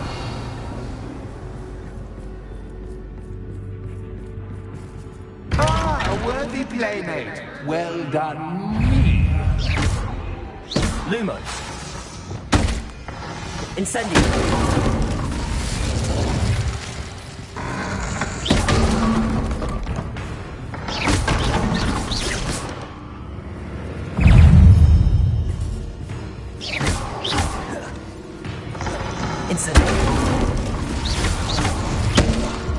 Expelliarmus.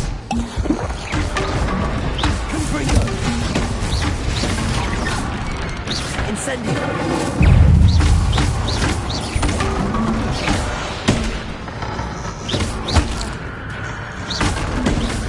Protego.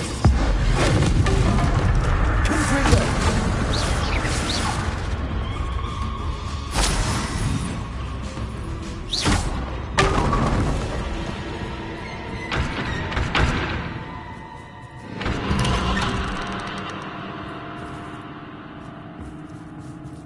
Revelio.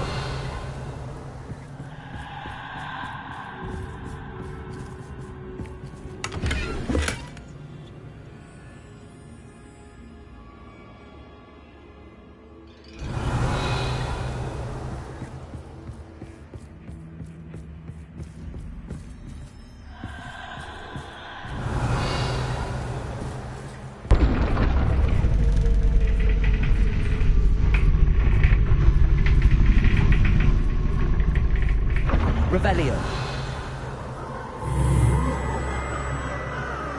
Lumos.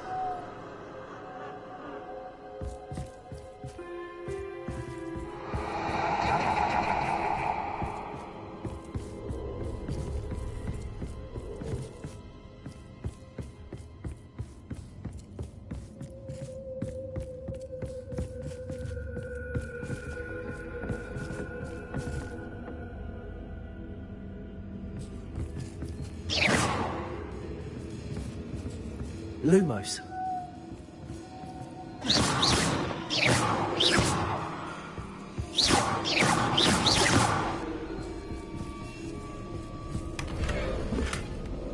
Revelio. Lumos.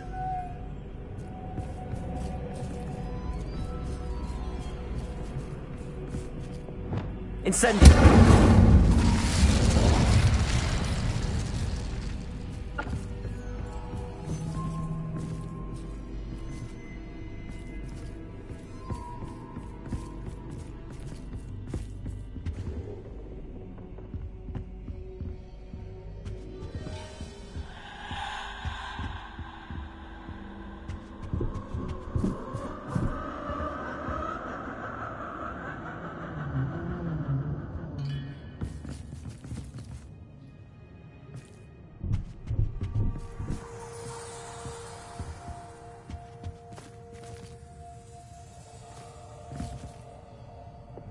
Accio.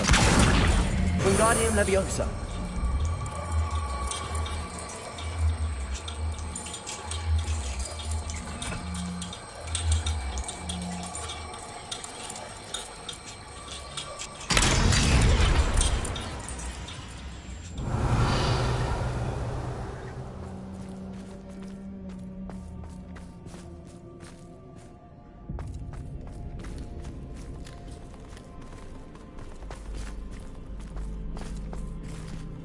Lumos.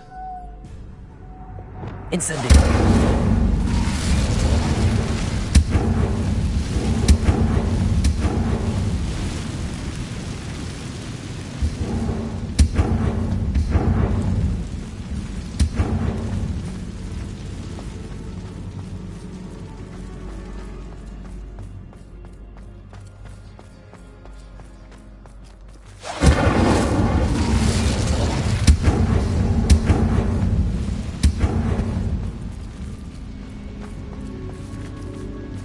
Incendio.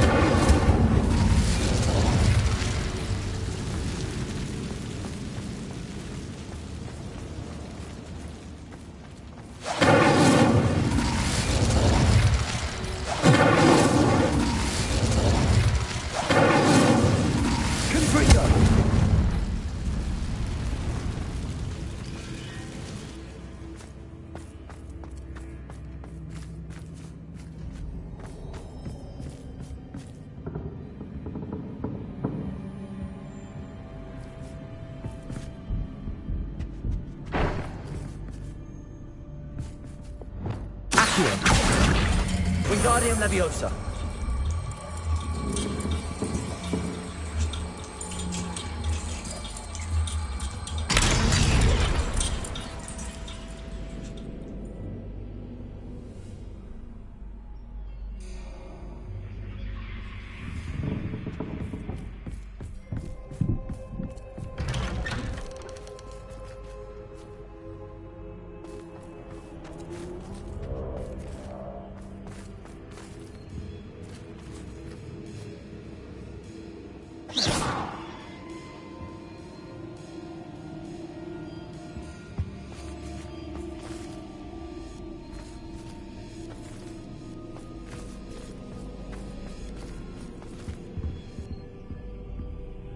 Lumos.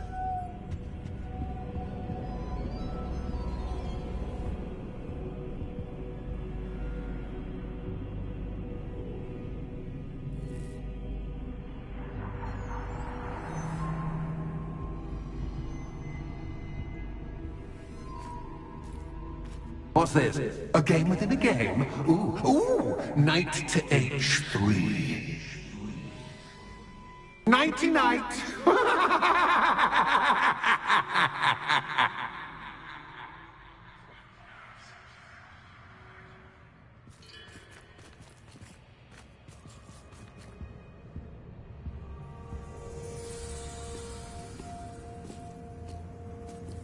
What? That was the wrong square.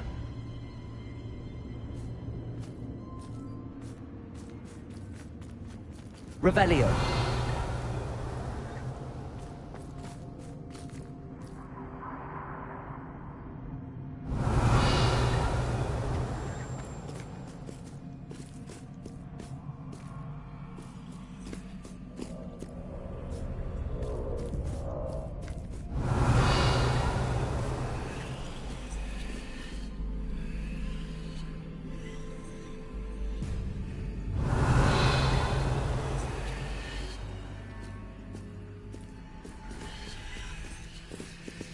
Revelio.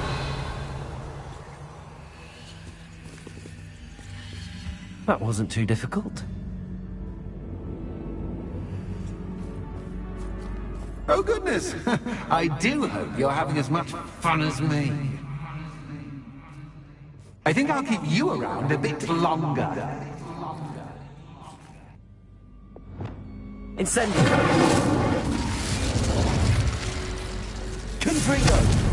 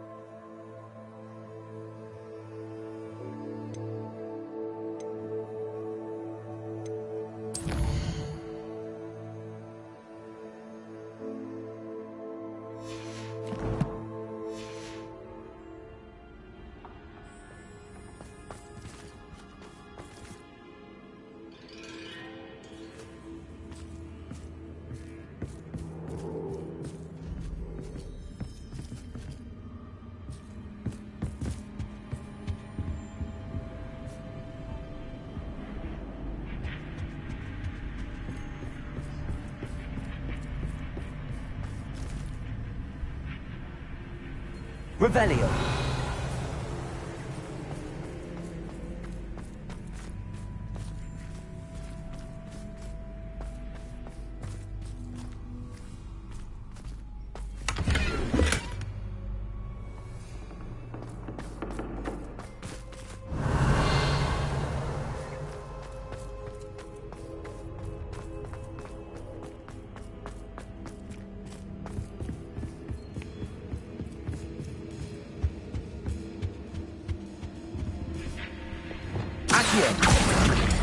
Wingardium Leviosa.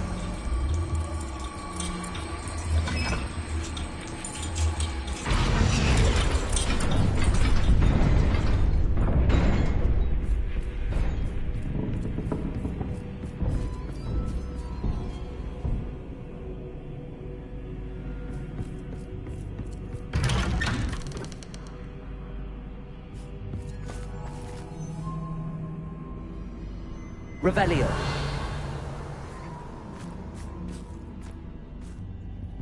Accio. Wingardium Leviosa.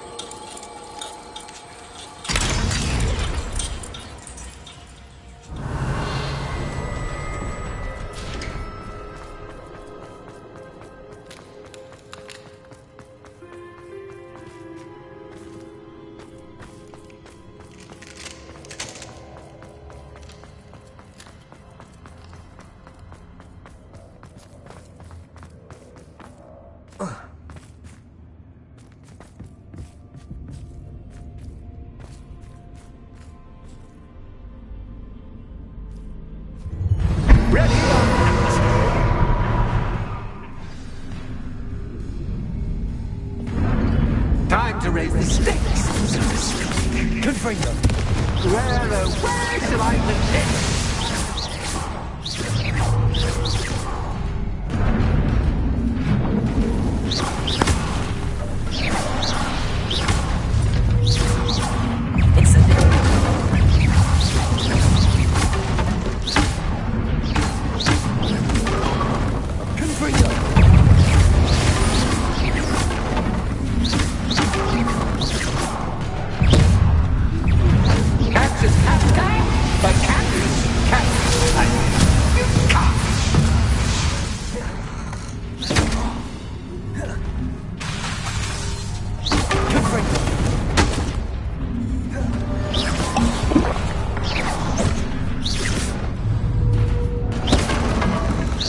Now that should get your attention.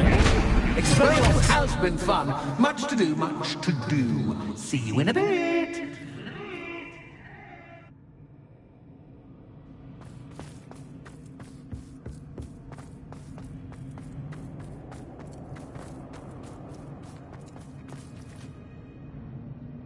Revelio.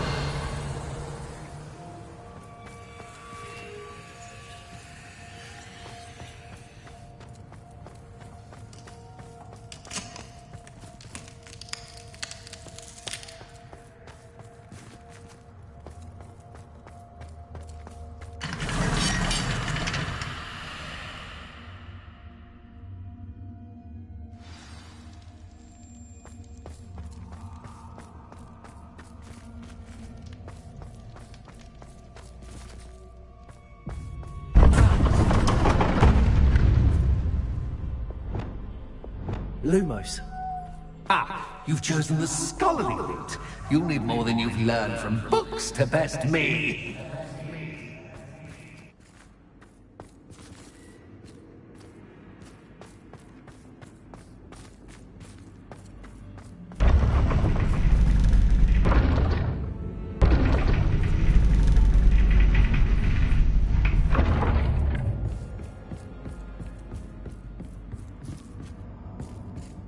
Revelio. It's always good to have a different perspective on things.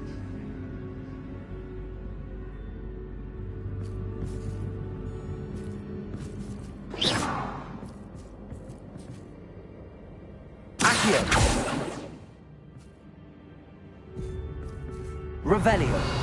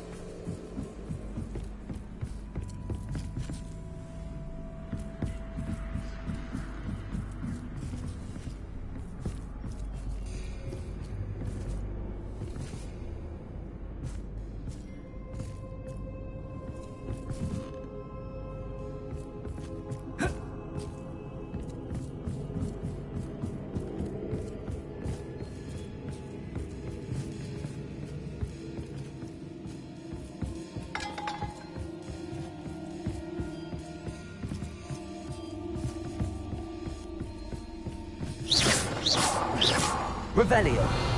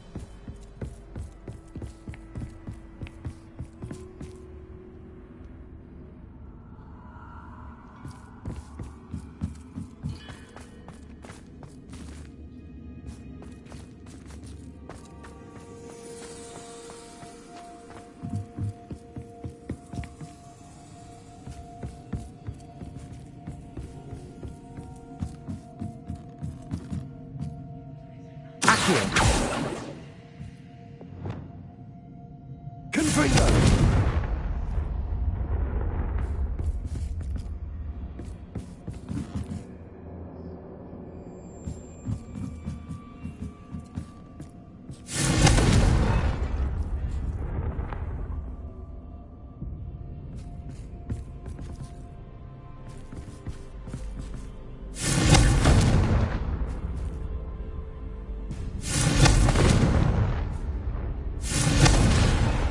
Confringo!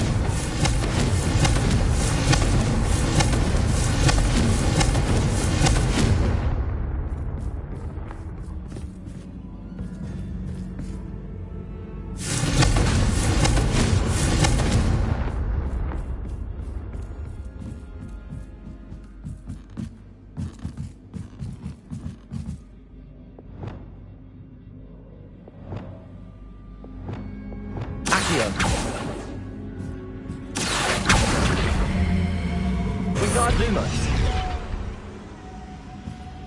Accio.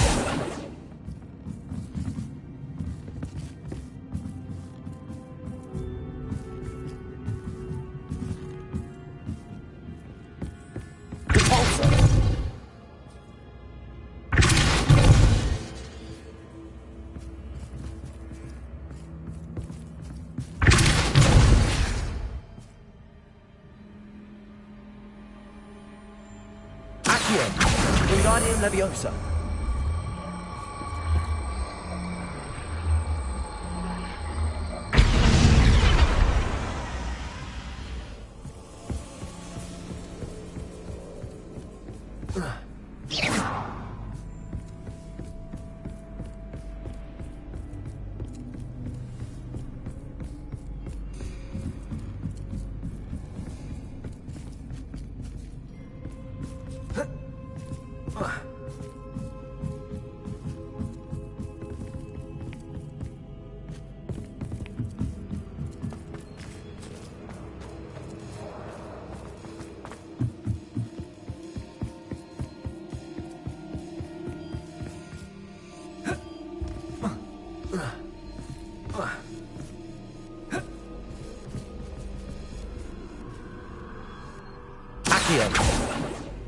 yourself.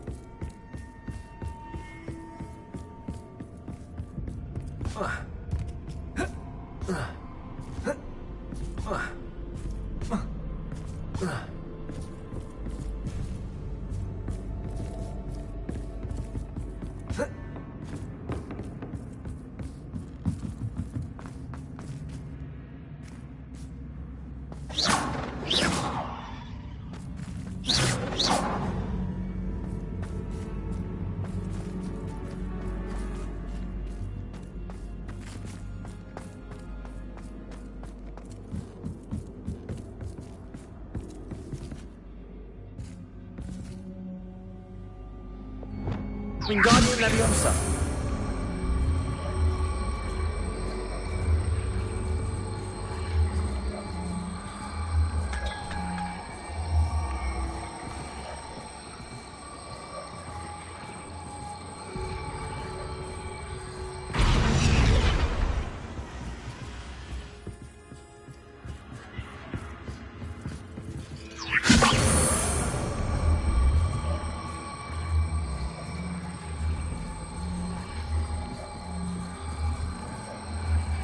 Lumos.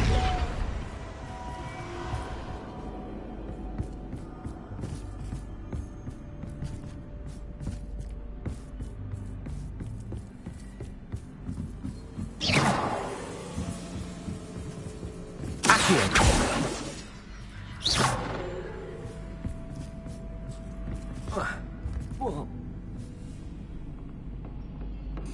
Accio. Regard Lumos.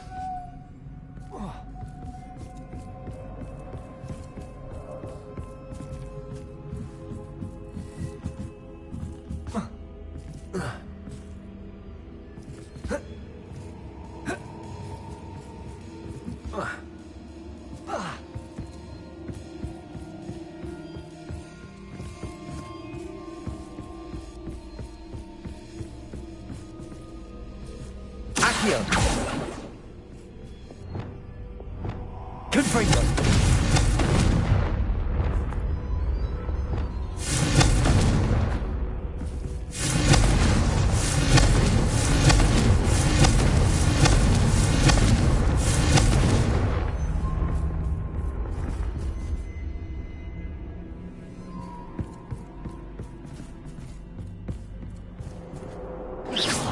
Expelliarmus.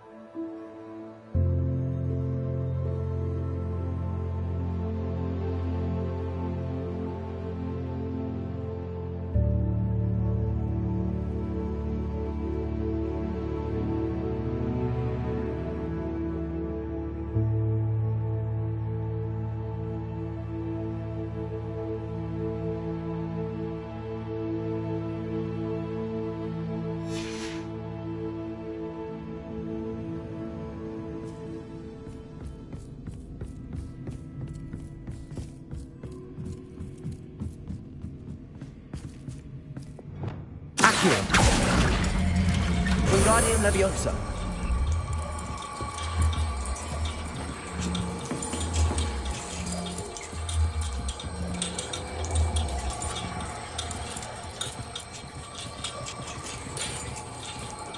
So much fun to be had. My head is spinning.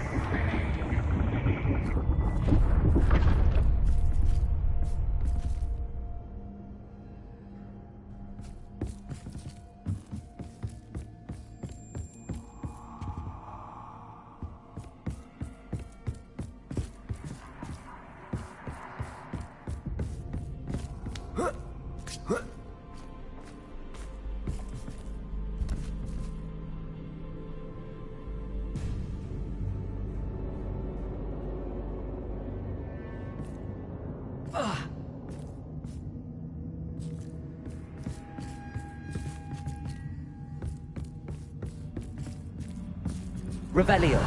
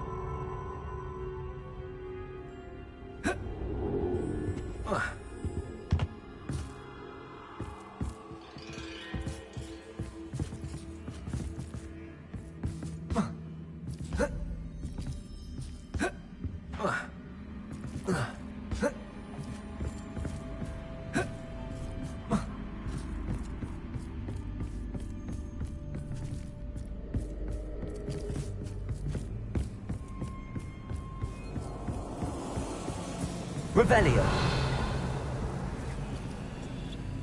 Lumos.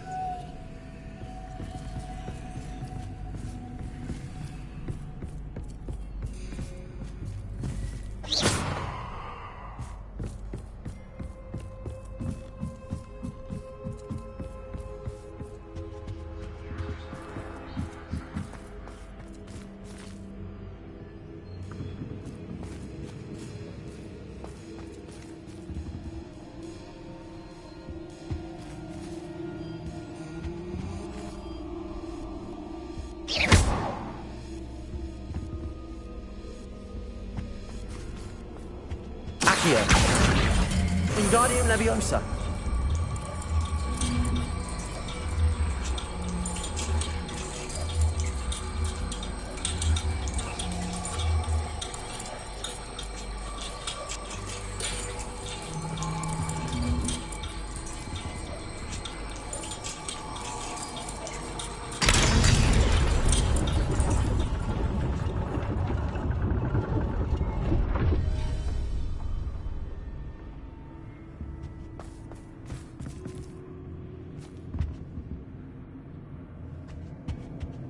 Revelio. Perhaps I should pull the lantern into this room to cause the room to rotate again. Accio. Wingardium Leviosa.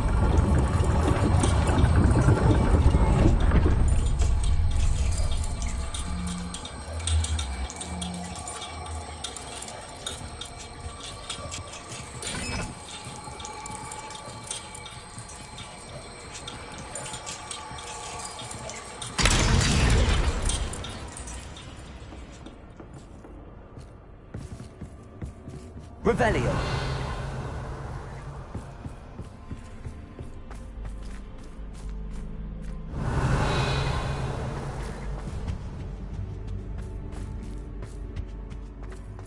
All books and no clay make one quite dull indeed. Accio. Wingardium Leviosa.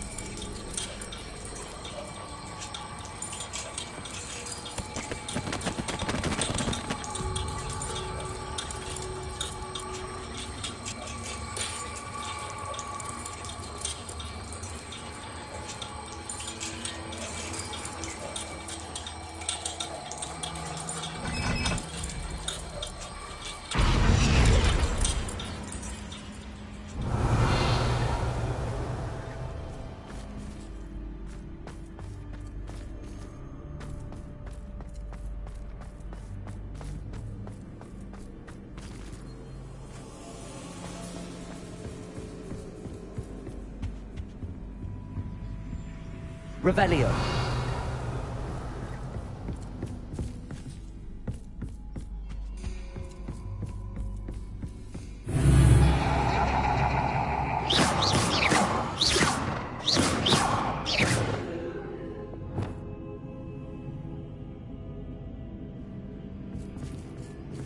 Incendio!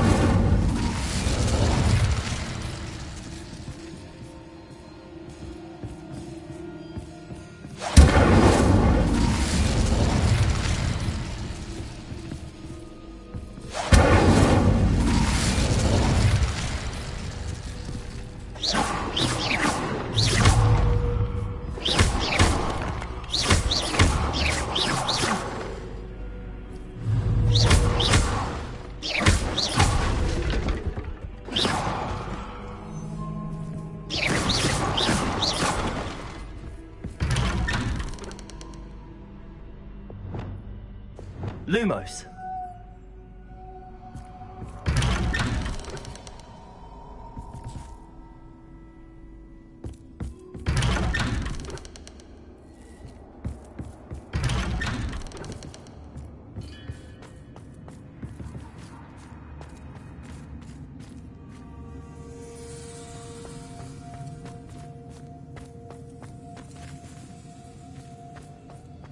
Oh, deja vu. Watch it.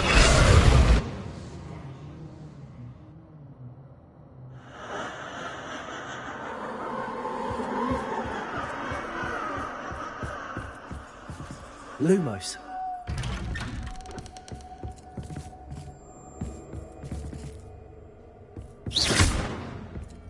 Lumos.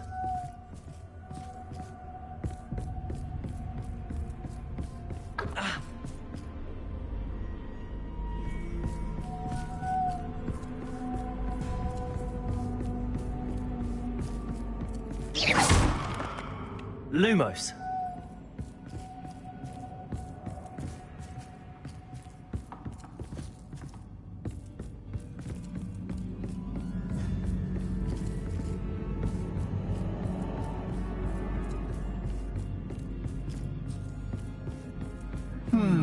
Running in circles, are we? Perhaps you should retrace your steps.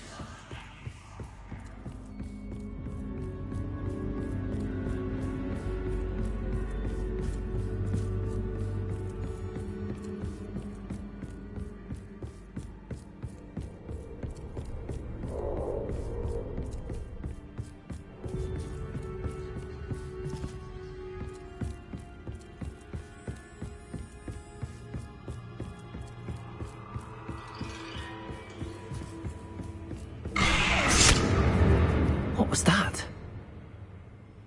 Lumos.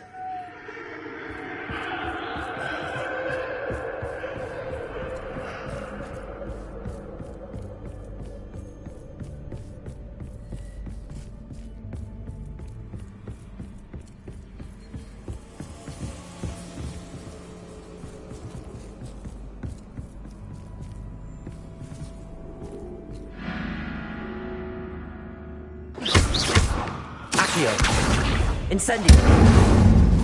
Confringo!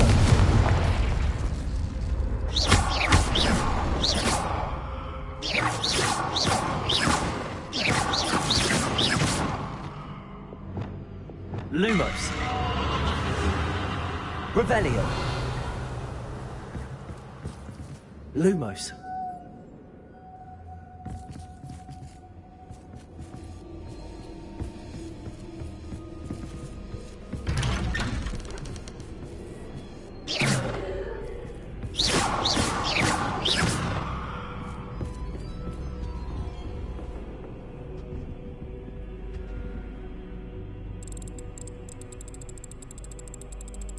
Oh, how nice of him to pop in. Lumos.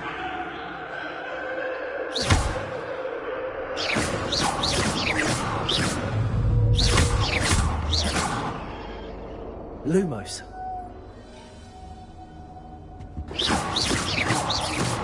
Lumos.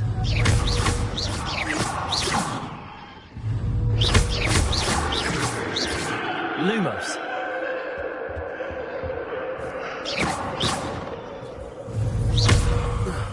Lumos. Lumos.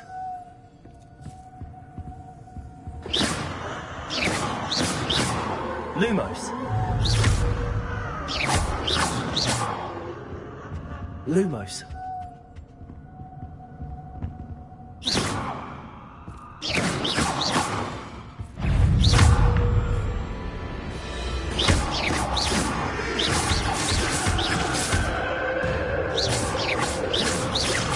Lumos.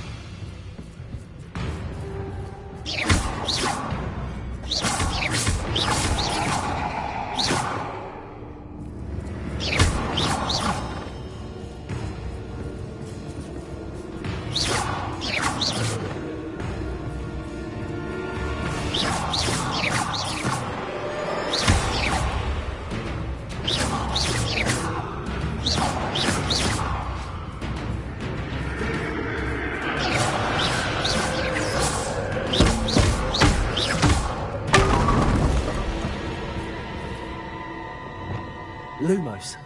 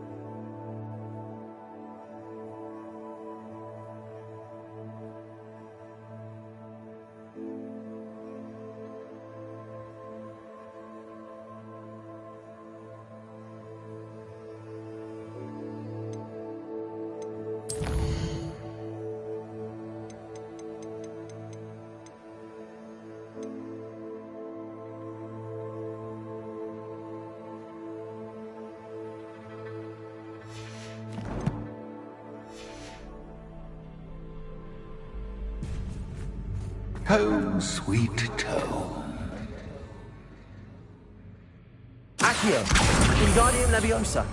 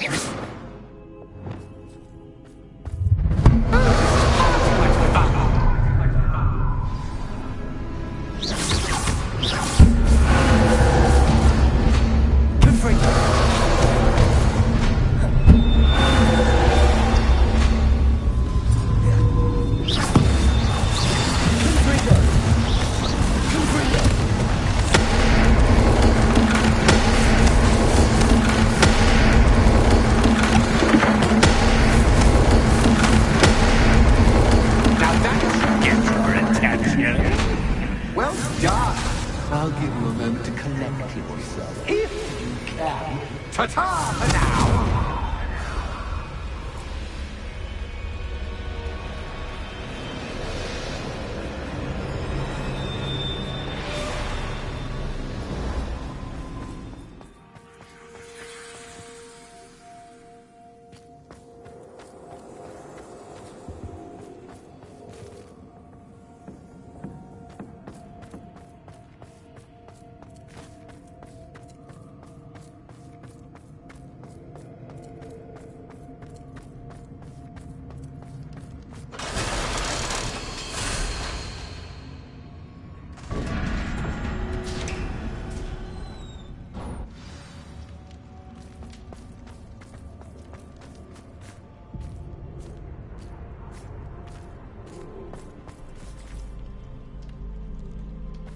Revelio.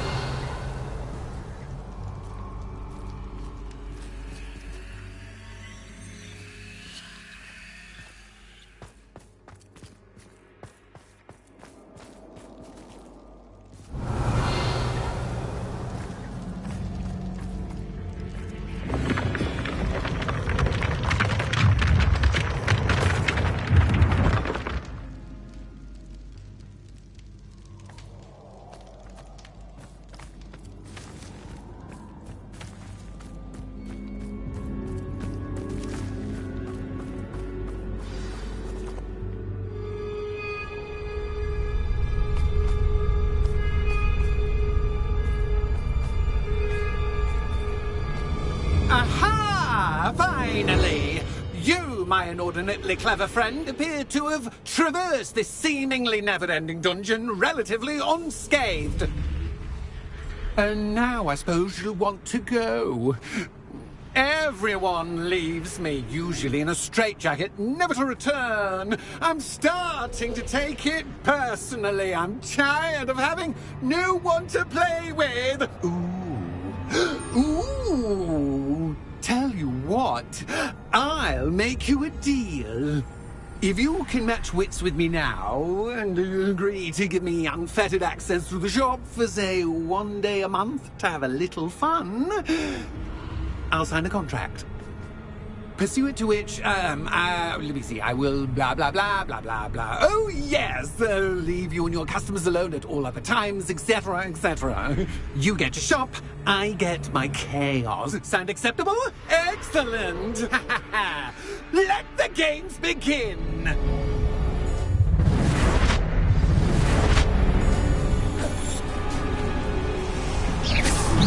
Access Captain, but Captain. Incendio.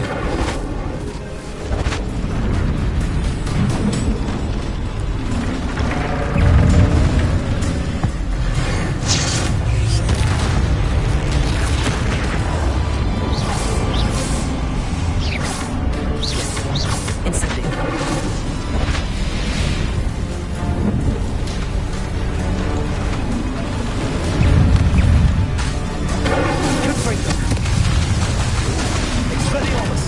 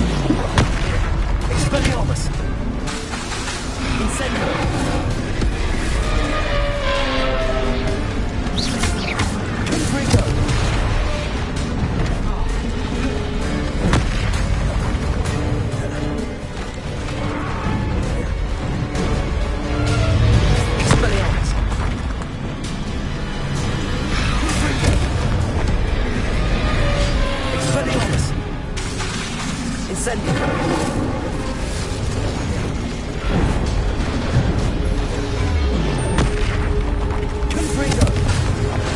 Expelliarmus! Incendio! Confringo! Expelliarmus!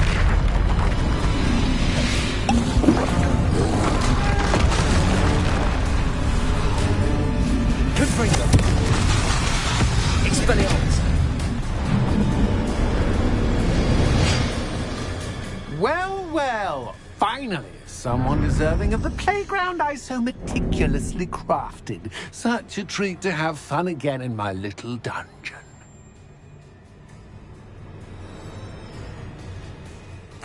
I must say, I enjoy a good challenge. Ah, a kindred, dare I say, spirit. So, about the contract. I am a poltergeist of my word.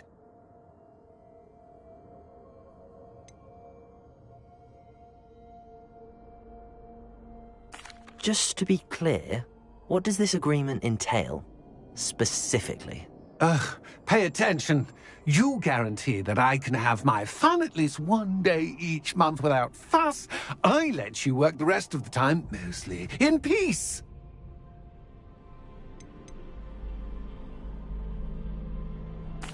Why would you enter into such an agreement? Much as I love banging about the place, it's no comparison to seeing customers' faces when I bonk them on the heads with a chocolate frog. One doesn't really understand the value of an audience until one is without it. Very well. I shall agree to your contract with one small addendum. Hooray! No more of this unsatisfying banging about all day in a pitiful void. Wait, did you say one small addendum? I did. In order that I have a successful shop with lots of customers, would you agree to causing chaos only after 9 o'clock in the evening? Would you agree to at least 2 days a month instead of one? I would. Pleasure doing business with you. You've worn me out. Well done. I had a feeling about you. I have to admit, Cassandra did a wonderful job finding the perfect playmate.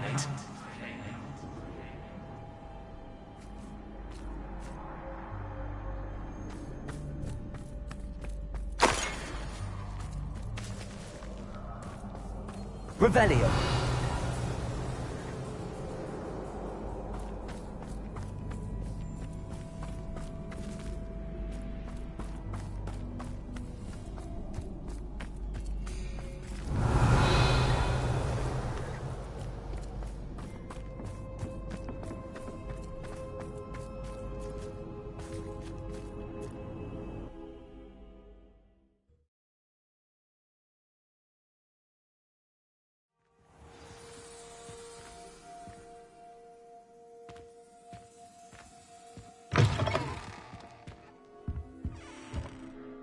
Hello, Penny.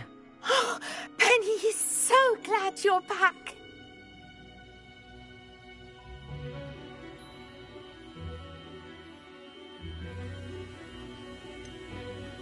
You knew exactly where I was going when I entered that chest. Penny was beginning to think yet another shopkeeper was going to end up in St. Mungo's. Another shopkeeper? St. Mungo's? I think you should explain, Penny. Penny, please stop holding your breath. Tell me what's going on. Oh, please forgive Penny. Penny is forbidden from telling you anything. But how can you be forbidden from telling me what's going on? I purchased this shop. Penny is confused. Penny thought that if you came back, you would own the shop.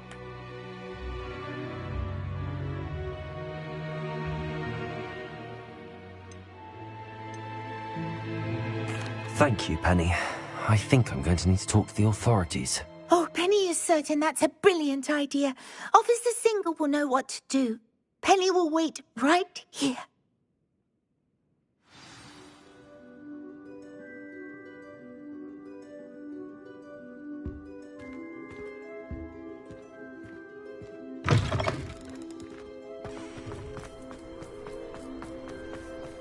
It's a good thing we have Aura.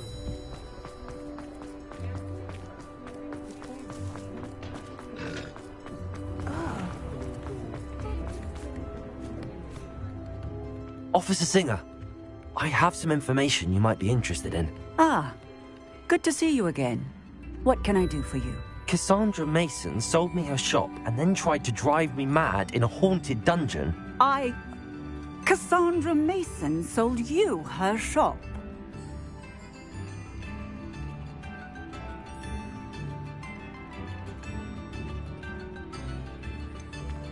I am perfectly capable of owning a shop, but more importantly, did you not hear the bit about the dungeon? No, I heard that bit too. And, according to the house elf that came with the shop, she has done this sort of thing before. Repeatedly. I wondered what was going on. She seems to have had a great deal of trouble keeping a tenant in that shop. In any event, these are serious accusations indeed. Perhaps a little visit with Cassandra is in order to clear this all up. Shall we?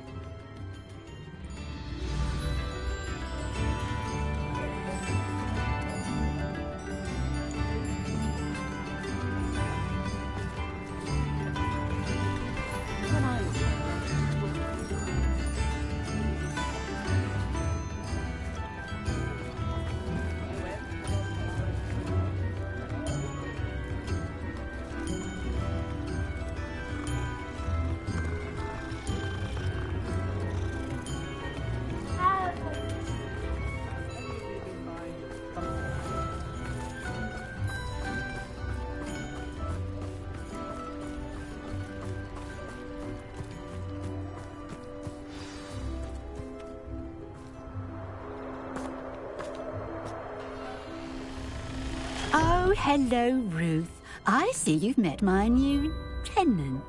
Cassandra, it's my understanding that you sold your shop and your elf to this student.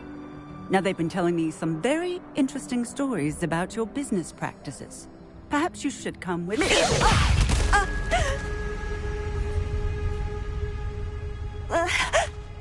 Stop her!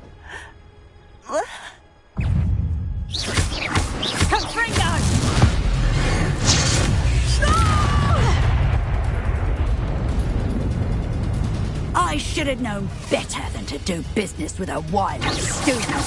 Confringo! Hang on! Expelliarmus! Confringo!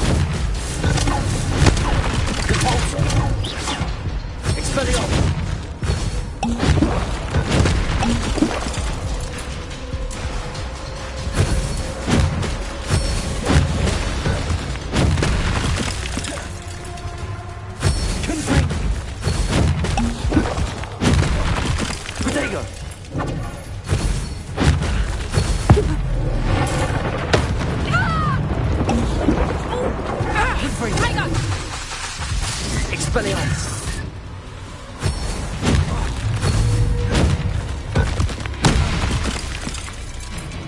You. I could have imagined for one so gullible.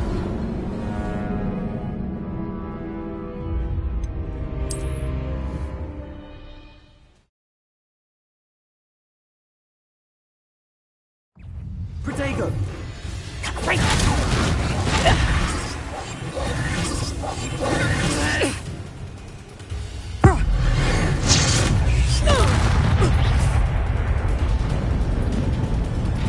What on earth are they teaching you at that school these days?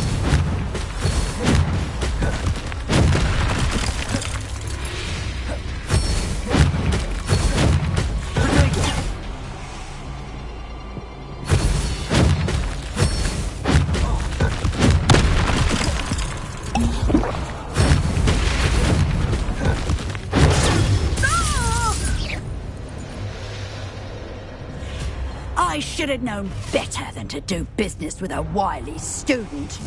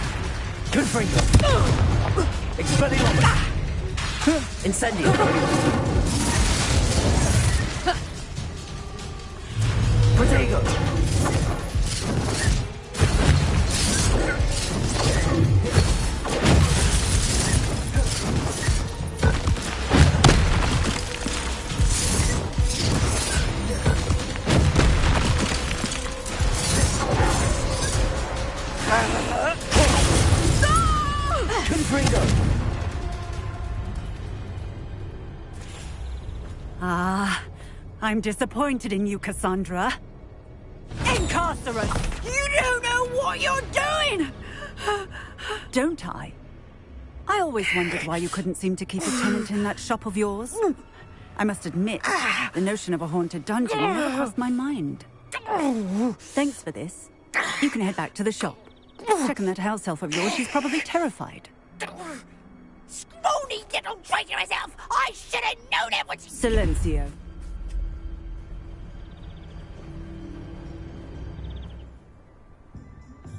Oh, and not to worry. Cassandra will immediately file the paperwork needed to grant you ownership of both the shop and the elf. On her way to Azkaban. Thank you, Officer Singer. Best of luck to you as the newest shop owner in Hogsmeade.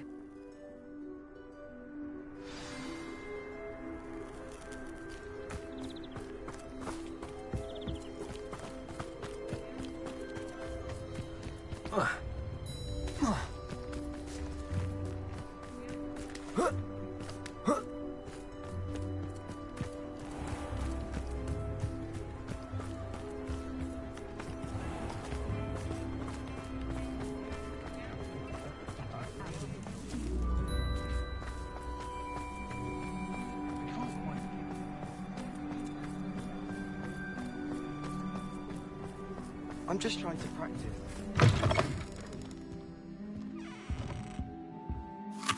Penny, I have what I hope will be good news.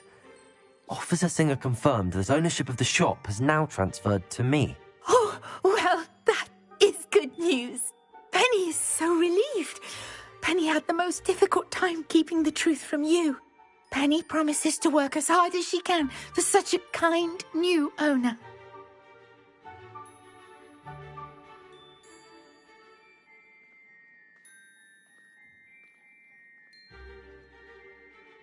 Penny, I found an item of clothing in the dungeon that I'd like to give you. Oh, thank you.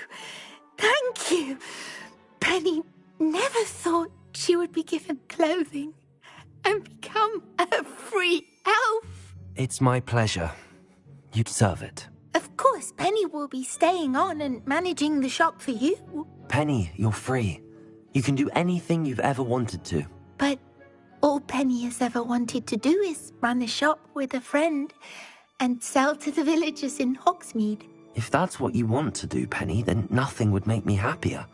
I'm genuinely glad you'll be staying on. Penny is too. All that's left is for you to choose a sign for your new shop, and Penny will take care of the rest.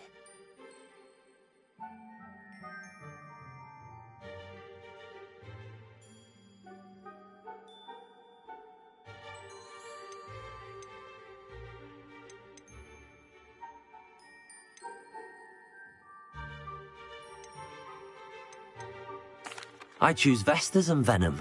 Excellent choice. Have a look outside. Thank you. I shall work on collecting items for the shop's inventory. Oh, and Penny, we'll be closing the shop by 9 o'clock every night.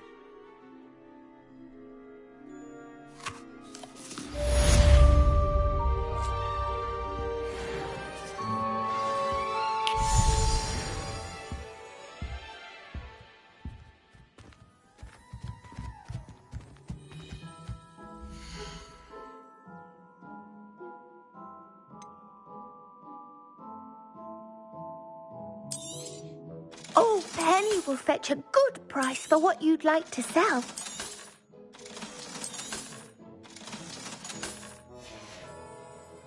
Penny wishes you safe and wondrous travels.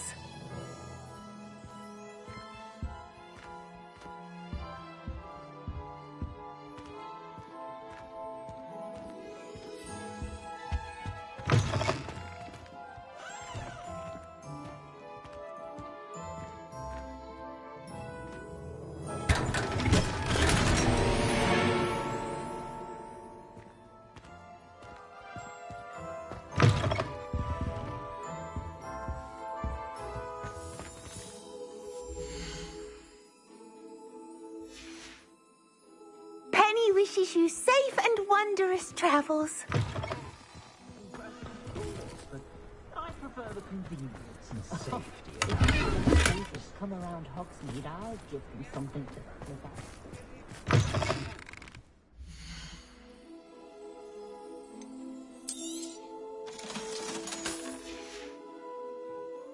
wishes you safe and wondrous travels.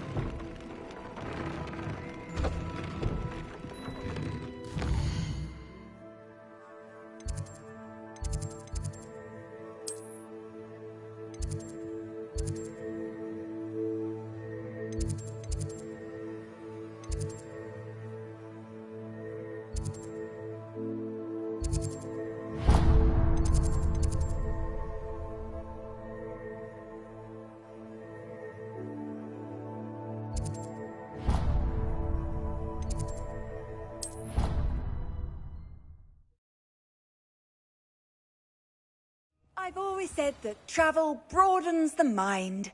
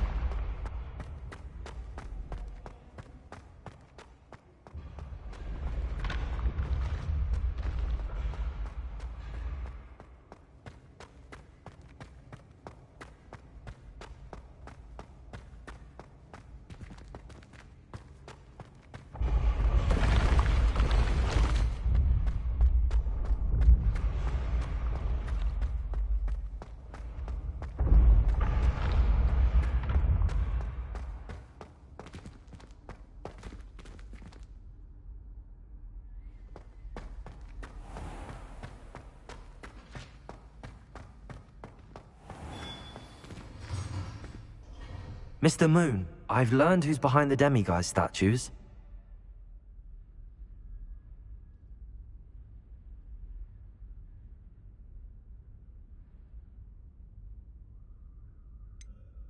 It was an old schoolmate of yours, Piers Pemberton. Oh, I might have known. Pigtails Piers. I don't think he likes being called that. Of course he does. Oh, we had such flowing locks, and we used to laugh about them. I laughed the hardest of all. Clever, clever man. I'd no idea he was so devious. I must go and congratulate him. Whatever statues remain seem less terrifying now that I know they were put out by old pigtails. Continue collecting them if you like. As for me, I'm going to go and pay a visit to my old friend.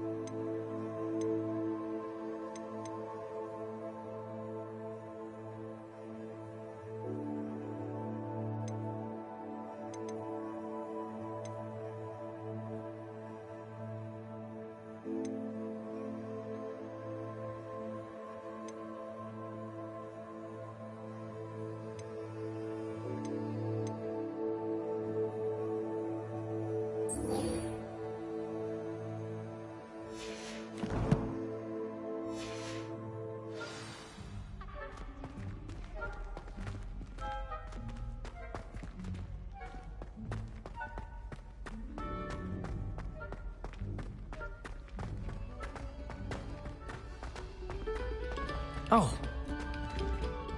Ugh.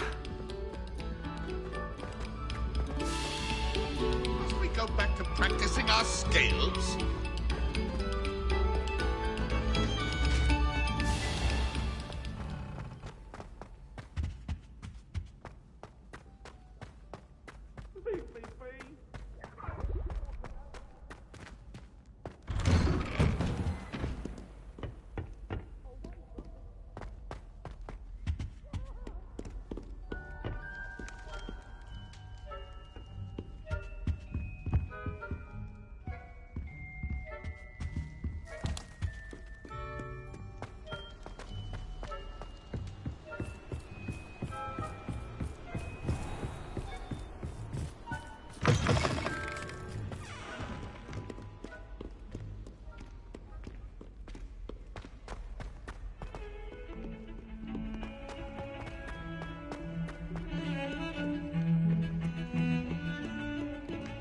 I thought I could count on my friend. The bells are back up, Evangeline. Oh, you're a credit to the school. I can't wait to hear them. I can't wait for the headmaster to hear them. I wish I could see his face. Future generations may not truly appreciate what you've done, but I do. And I hope that you do as well. You don't know how much this means for me and for Hogwarts.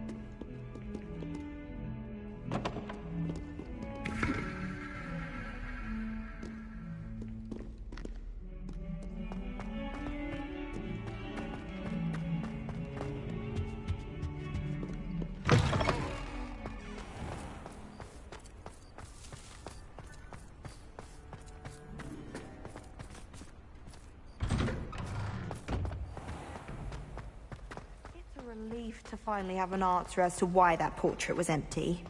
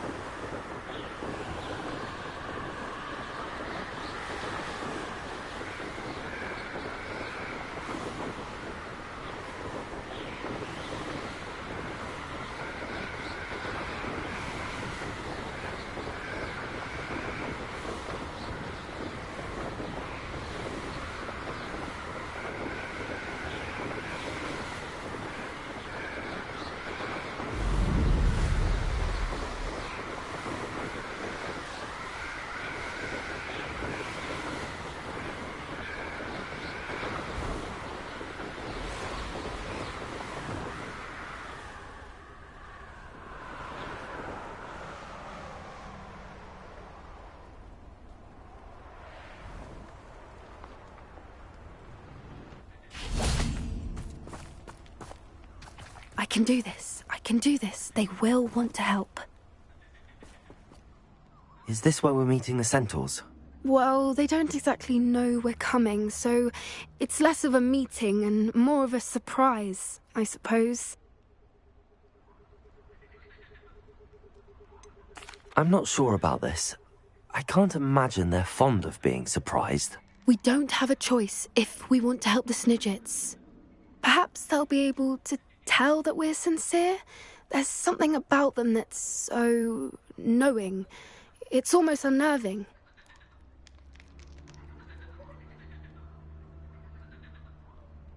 I suppose they are known for having an air of omniscience. That's exactly the right word. Never mind. What is it? It's nothing, truly. We've no secrets to hide. That's right. We'll simply be honest with them about what we're trying to do. They'll have to help us, won't they? Yes, of course. You're absolutely right. We'll meet with them, tell them about the Snidgets, and I'm sure to all be fine.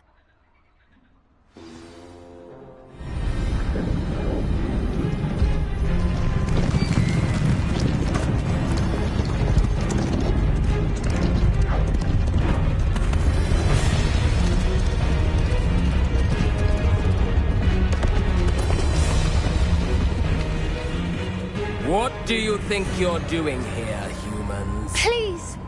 We were hoping to speak with you. Ah! I suppose you'd like a tale for your friends of the time you spoke to a centaur, and it spoke back. No! Never! We're here because we need your help. Enough! You made a grave error in judgment in coming here, little witch.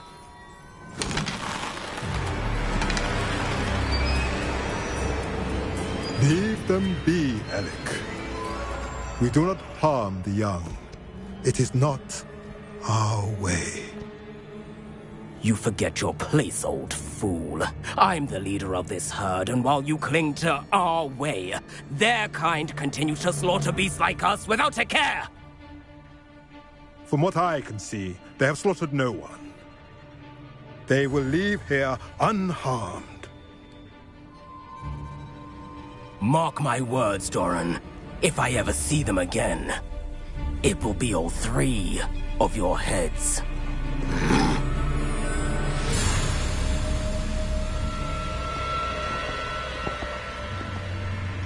Foolish children. Do you know what happens to wizards who wander here? Now, Follow me before Golden Snidgets are still alive, and the poachers are after them. They know that the key to finding them lies in the moonlight, but they don't know what that means, yet. Please, help us find the Snidgets before the poachers do. Could it be?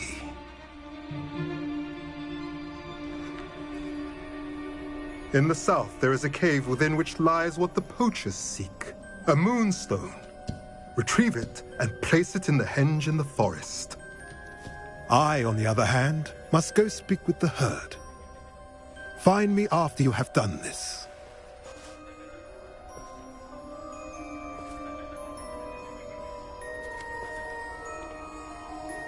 I don't understand. So the moonlight mentioned in the journal doesn't refer to actual moonlight, but to a moonstone. What do moonstones have to do with Snidgets? And why was he so certain about where we could find one?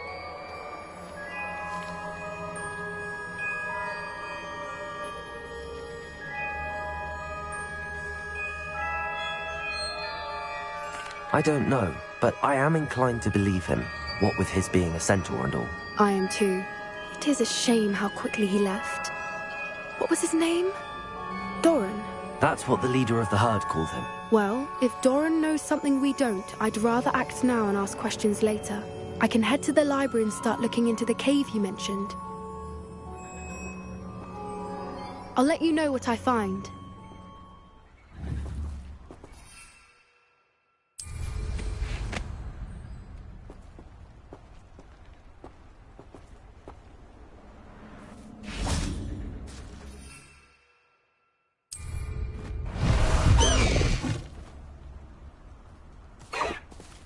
No need to race now, my friend.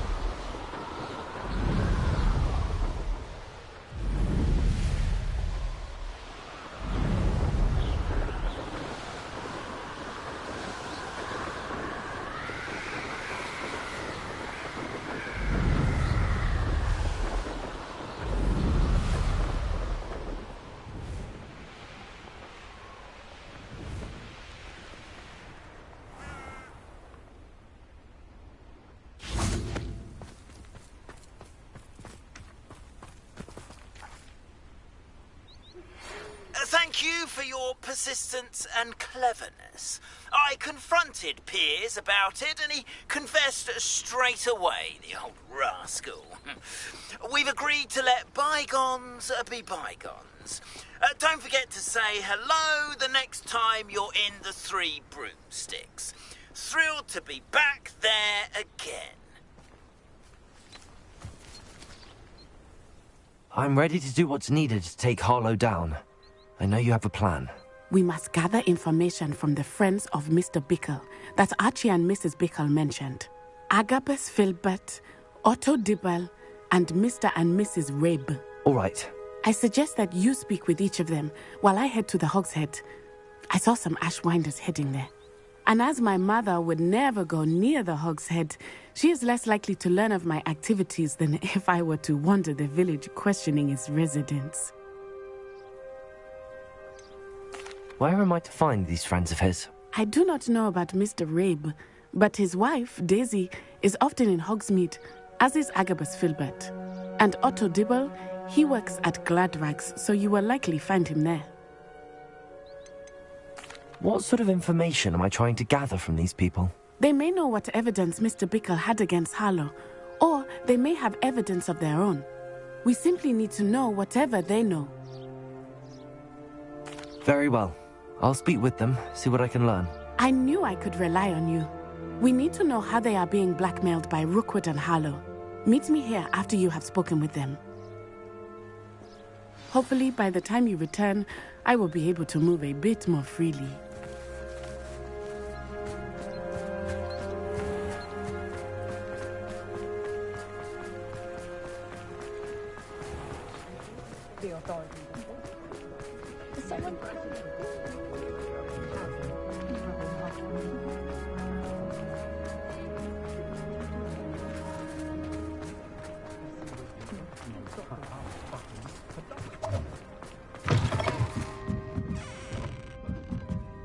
Mrs. Rabe should be nearby. Oh, Isco, what have I done? Mrs. Rabe, I wondered if I might speak with you about Theophilus Harlow. I'm a friend of the Bickles and I'm trying to gather evidence against him. Poor Joanna and little Archie. And now Harlow has taken my darling Isco. What do you mean? Why? I'm a security guard at Gringotts, and my husband is a curse breaker for them. Harlow approached me about helping him extort my colleagues into giving him treasures from the vaults. And you declined? Of course I declined. Repeatedly. I thought they'd given up, until I came home one night and found my husband gone, and a note affixed to my door with a knife. The note stated that I only had a few days to reconsider helping with some banking needs, and that my husband would appreciate it if I acted quickly.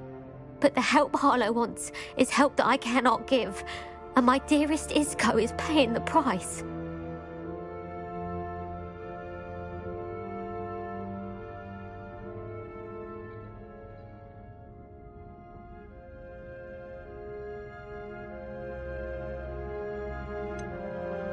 Why wouldn't Harlow extort your husband? Isco's job is even more removed from the vaults than mine. He travels the world for the bank. He could do nothing for Harlow. I'm the one in the bank on a daily basis, which evidently makes me an enticing target for blackmail.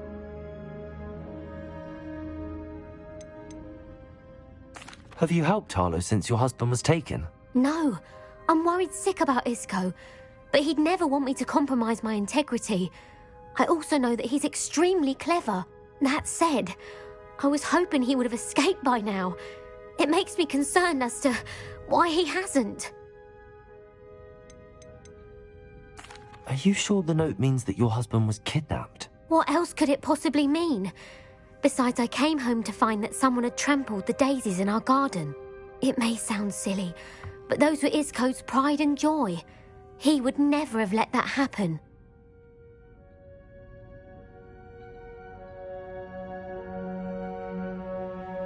Thank you, Mrs. Rabe. Knowing the lengths that Harlow will go to is helpful, albeit more than disturbing. Mr. Bickle was trying to help us, but now he's gone. I don't know what to do. I shall do all I can to get evidence against Harlow, Mrs. Rabe. Very well. Here's the note I received. You must be careful as well. Please don't put yourself in danger.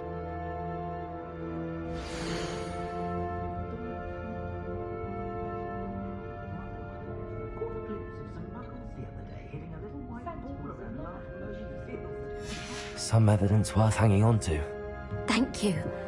I hope it's not too late. Now, to find Mr. Bickle's other two friends.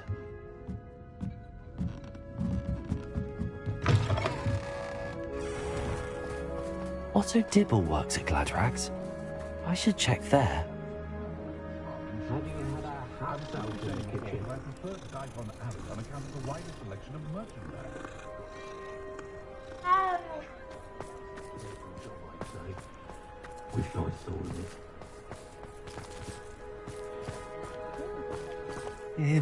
Please tell me you didn't take it, but perhaps it's... Mr. Dibble, may I speak with you?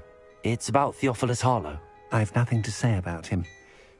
May I interest you in a stunning cravat today? Please, sir, I'd like to help. I spoke to Mrs. Bickle. You know the Bickles? All right, but we must be discreet. Can't have Mr. Hill hearing this. I know Mr. Hill. He was kind to me the day of the troll attack. Oh, he's a good man. But even he wouldn't understand about Harlow. It started a few weeks ago. I was distracted, reading a note, when you-know-who came into the shop. I hid the note behind the counter and offered to help him. He stared at me for a moment, then asked me to check on an order he'd placed. I went into the storeroom to check on what turned out to be a non-existent order. When I returned, he was holding the note. What was in the note? It was a note from Rosie Hill, Mr. Hill's daughter. You see, we've been, well, secretly engaged these past 6 months. We haven't told Mr. Hill yet. I dare say he has higher hopes for her. Harlow advised me in no uncertain terms that my relationship with Rosie, not to mention my employment here, depended upon my cooperation. What did he ask you to do? It all happened so quickly. In an instant, he took a very expensive scarf from the counter, pocketed it, and smiled. He said, "Your secret is safe as long as I can supply my lady friend with delightful items like this every so often." I've been able to cover for his requests until now with some creative bookkeeping, but I can't keep it up for much longer. I'm terrified to say anything. I could never live without Rosie. Could you give me a bit more detail about the note? That might help me to identify it should I come across it. It's on Rosie's special pink stationery. It has her monogram at the top, RH. That's how Mr. Hill would know it was real. What have you been doing to keep the extortion a secret? Well, as I mentioned, creative bookkeeping. And I've also been trying to cover the costs with my own savings, but I'm running out of money. Of course, none of this bodes well for my efforts to improve my circumstances and to be worthy of Rosie. I met Mr. Hill the day of the troll attack. He was kind to me. Why don't you just tell him? He's a lovely man. But when it comes to Rosie, I fear he loses all perspective. He'd see this as a grave betrayal. I'd lose my job instantly, and Rosie as well.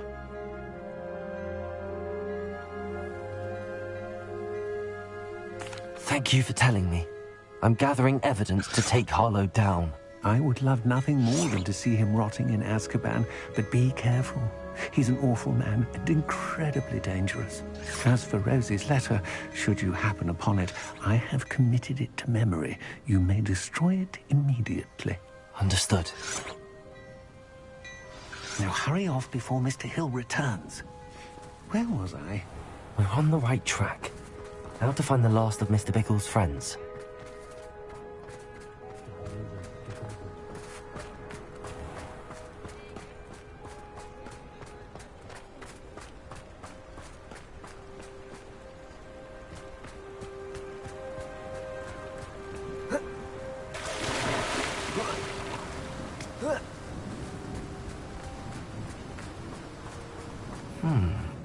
Agabus Filbert must be around here somewhere.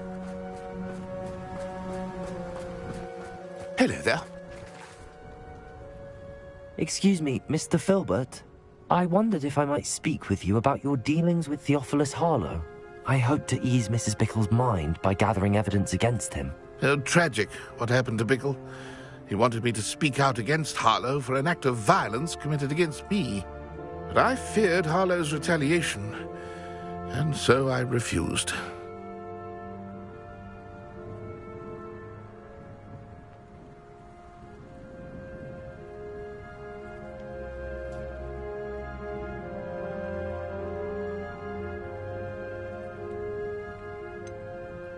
You may have shared Mr. Bickle's fate if you had spoken out against Harlow as he requested. Unfortunately, I suspect you're right. You said that Harlow committed an act of violence against you. Could you tell me what happened? Before my extraordinary wife, Dulcibella, passed away, she had just completed a small book of poetry. As a surprise for her birthday, one she never had the chance to celebrate, I had the book beautifully bound and plated in gold. One day, Harlow came calling to punish me for having spoken out against the Neanderthals that comprise Rookwood's lot. Before I knew it, I'd been petrified, and Harlow was rifling through my home.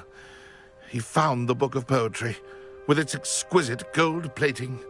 I watched helplessly, lying there in my entranceway as he walked away with the book, laughing as he went. I was shaken to my core. Still am, to be honest. I imagine you fear Harlow retaliating again. But do you mind if I share this information with Officer Singer? I suppose I have no choice. This extortion can't go on forever. You can pass it on to anyone who may be willing to help. Harlow does not like people talking, as you already know. I've spoken with Mr. Bickle's friends. Now to find Natty. Hello, Hamora.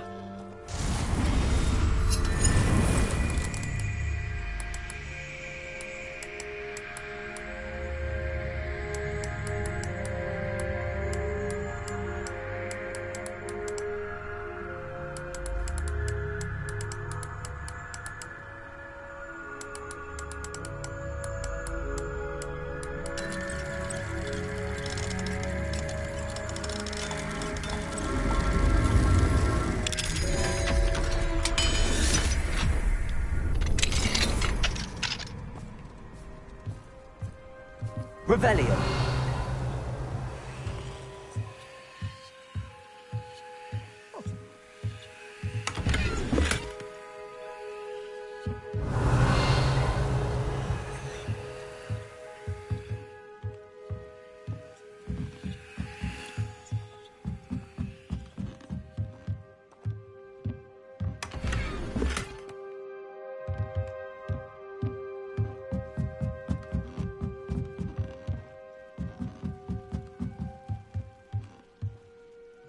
Revelio.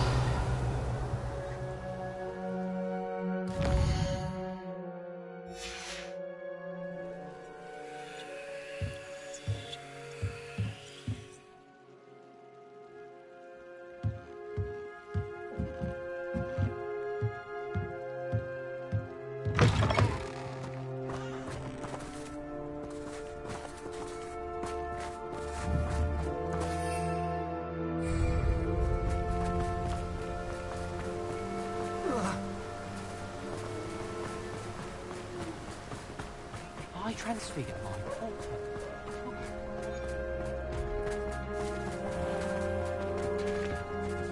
When you find a good opportunity, Oh, and the sweet, not much of the dark arts that frighten me. That's the trouble.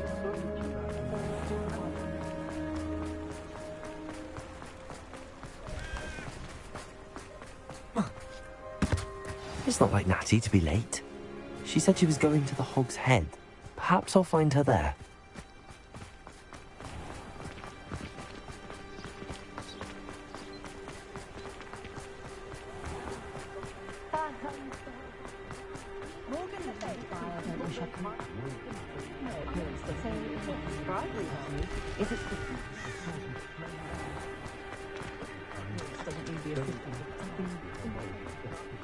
Natty must be around here somewhere. Natty's wand. She can cast without it. She wanted me to find this. She's in trouble. Revelio will show me where she was taken.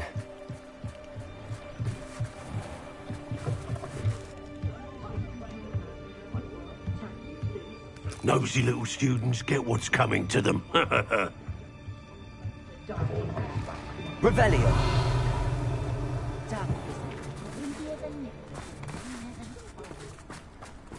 Natty must have been taken this way. I need to find her quickly.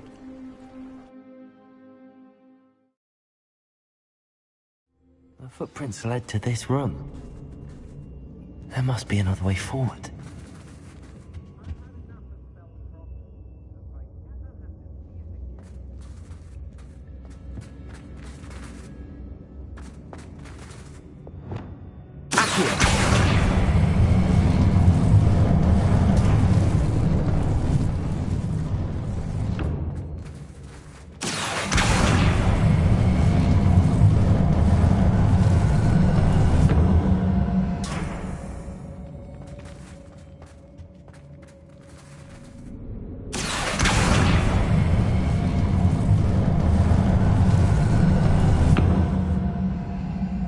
Hidden door.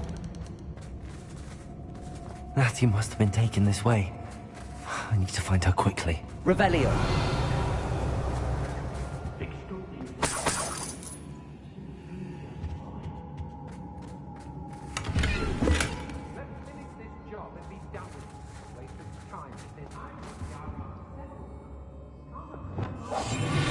I'd better be sure I'm not seen.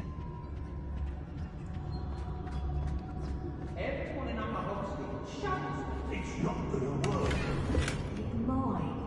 Using that girl as bait. Someone's coming for her. We ought to just kill her. Arlo says her friend will be reckless enough. He wants them alive. Only a Hogwarts student would be arrogant enough to come in here alone. Just keep an eye out.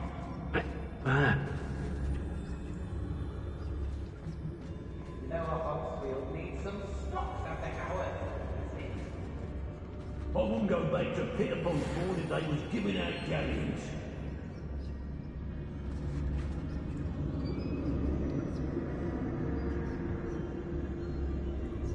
I've robbed every traveling vendor that's passed through here.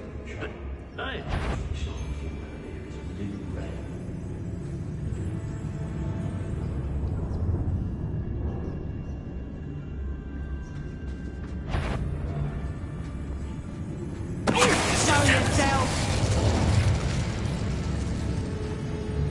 I raided Brock.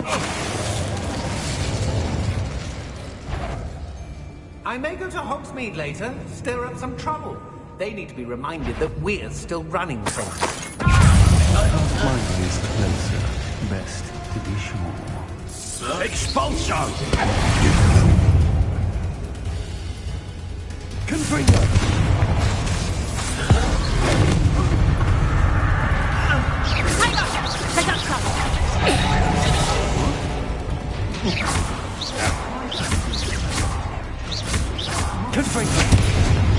You haven't got a prayer.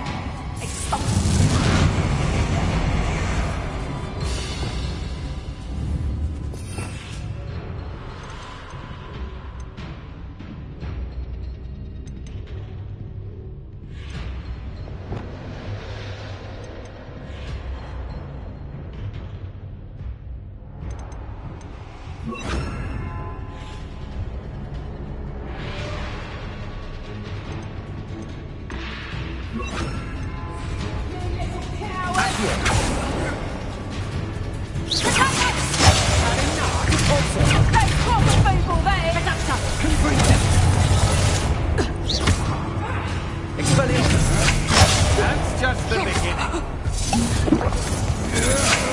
I'm just warming up.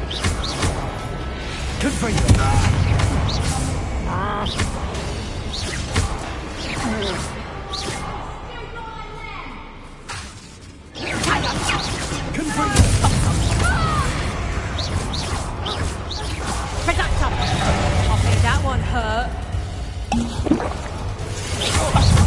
How did that feel?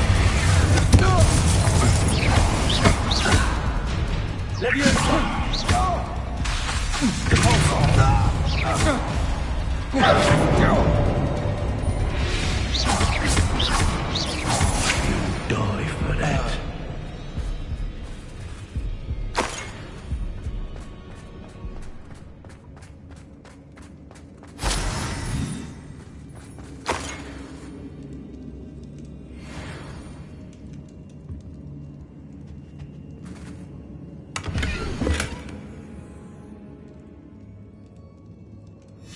The book of poems that was taken from Agabus Filbert. He'll be thrilled to have this back.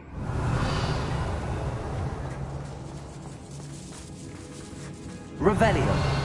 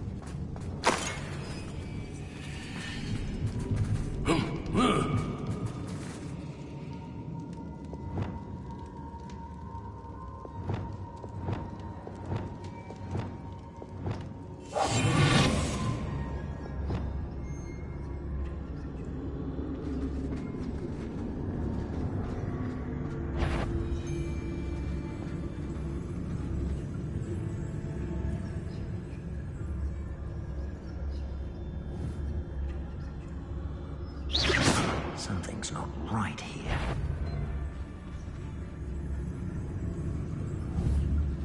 I think I heard something. Hey!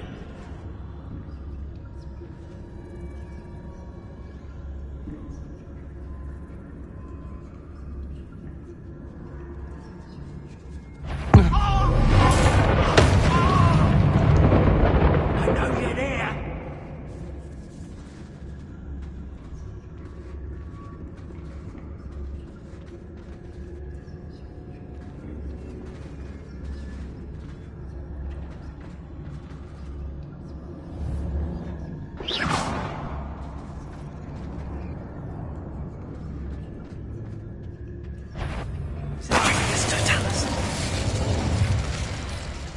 I hear you, whoever you are. What was that?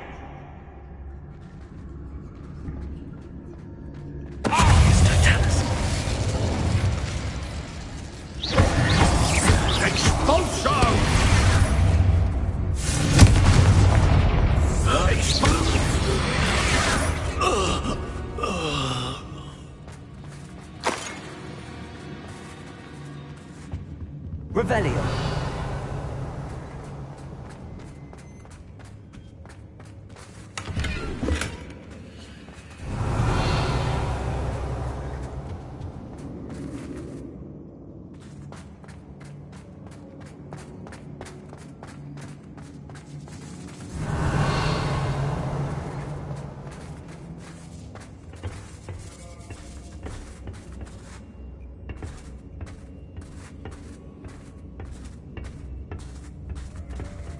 Revelio.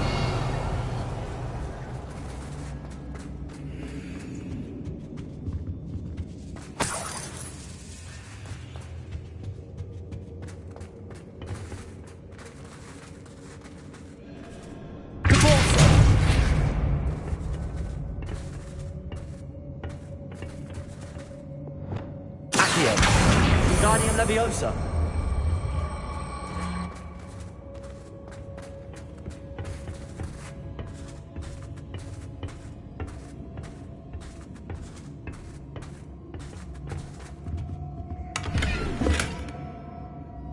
Revelio.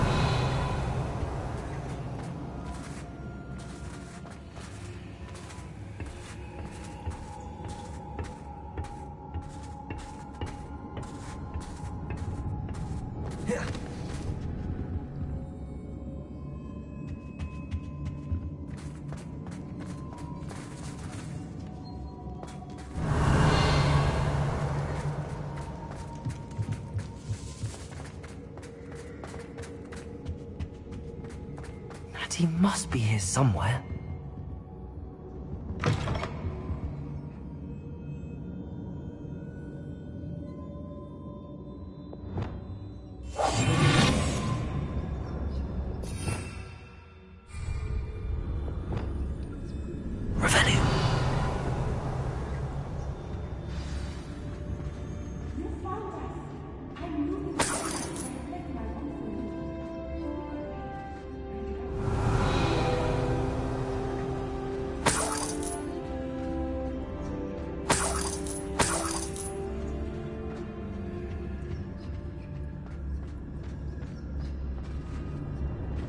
Aloha Mora.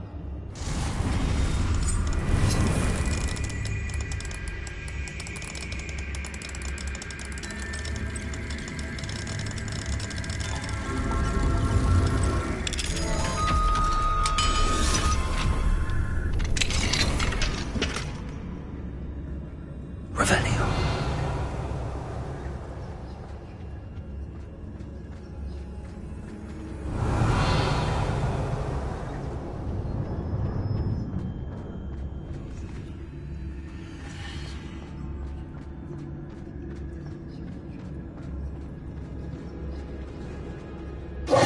Mr. Rabe, Daisy told me you'd been abducted.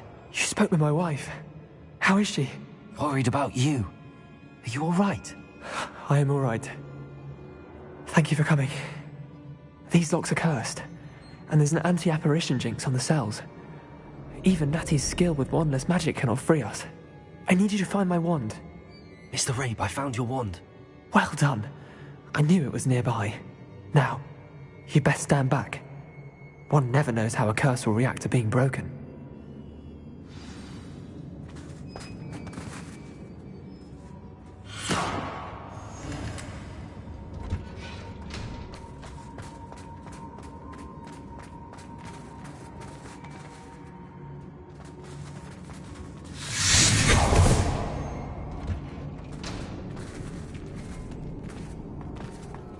Thank you, Mr. Isco.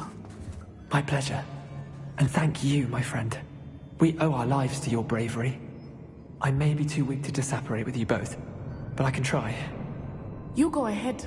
Find Officer Singer. We will get out of here on our own. Very well. But be careful. Thank you, my young friends. Be prepared for a fight. These Ashwinders must pay.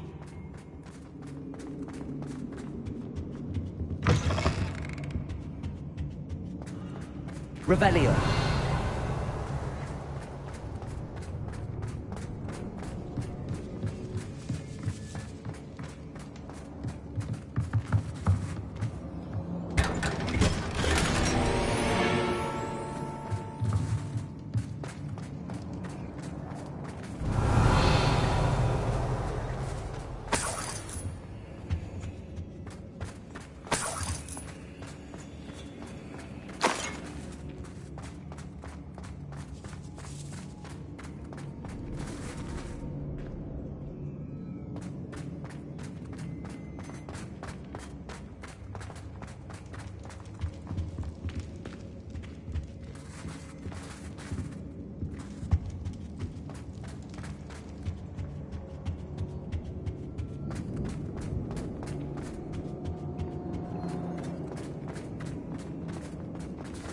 Let's find Officer Singer and put an end to Harlow once and for all.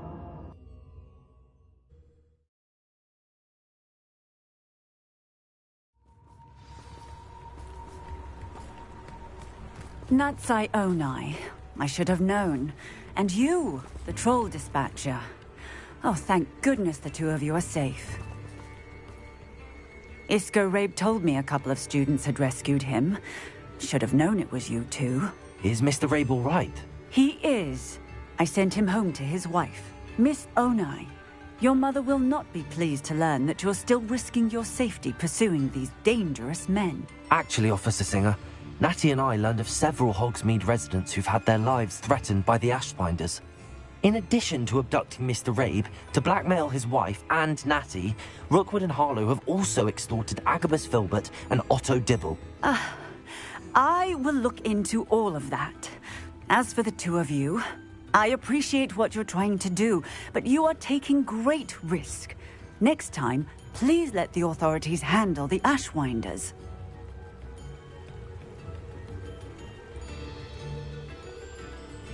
Yes, officer. Do you have enough evidence to take down Harlow and the rest of Rookwood's lot? Well, it's certainly a good start. We shall see. But you can leave this to me now. Natsai, you may wish to speak with your mother about this before I do. My mother will not like this. Thank you again for rescuing me. We shall speak soon.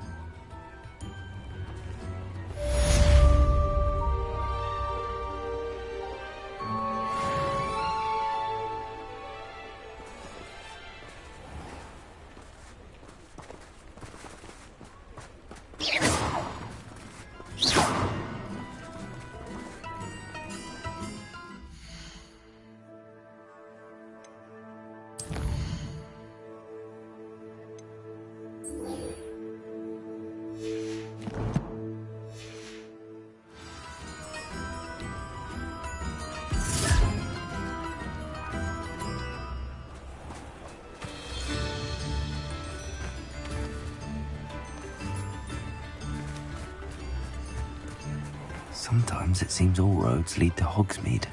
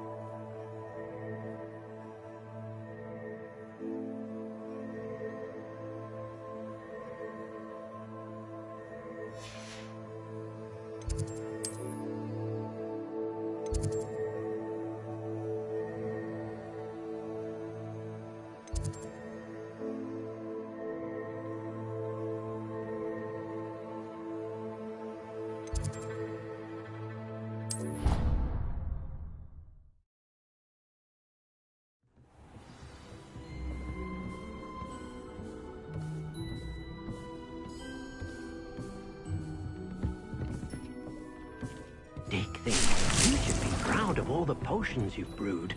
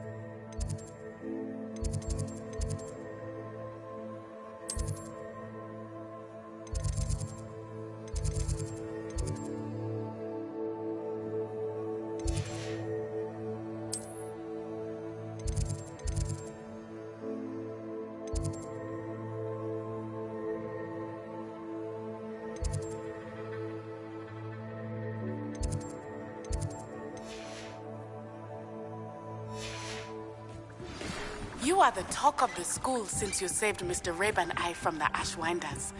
We have come so far. We should discuss the next steps in our plan to...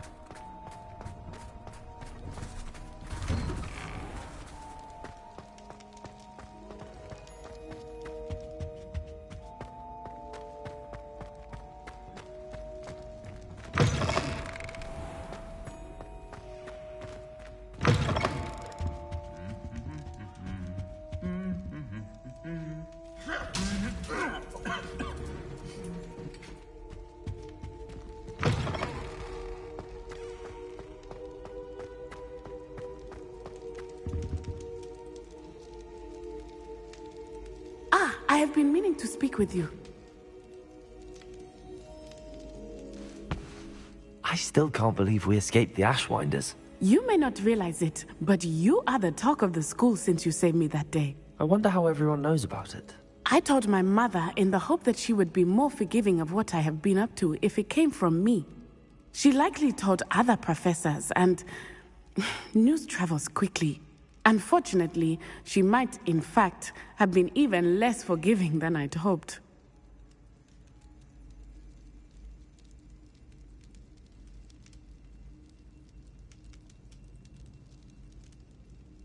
If she knew more about what you've done, I suspect she'd be proud. If she knew any more about what I've done, she would never let me out of her sight again. I'm sorry. Has Officer Singer done anything with the evidence we provided? She has not. Harlow is as strong as ever. Someone needs to stop him, whether it is us or Officer Singer. If someone had stopped the monsters like him in Matabeleland, my father would be alive today. What exactly happened to your father? It was a beautiful day. My mother had gone to tend to a neighbor who was ill, and so my father and I were galloping in the savannah. Galloping? Your father was also an animagus, I take it? He could become the most majestic giraffe, and he would carry me on his back, my arms around his neck.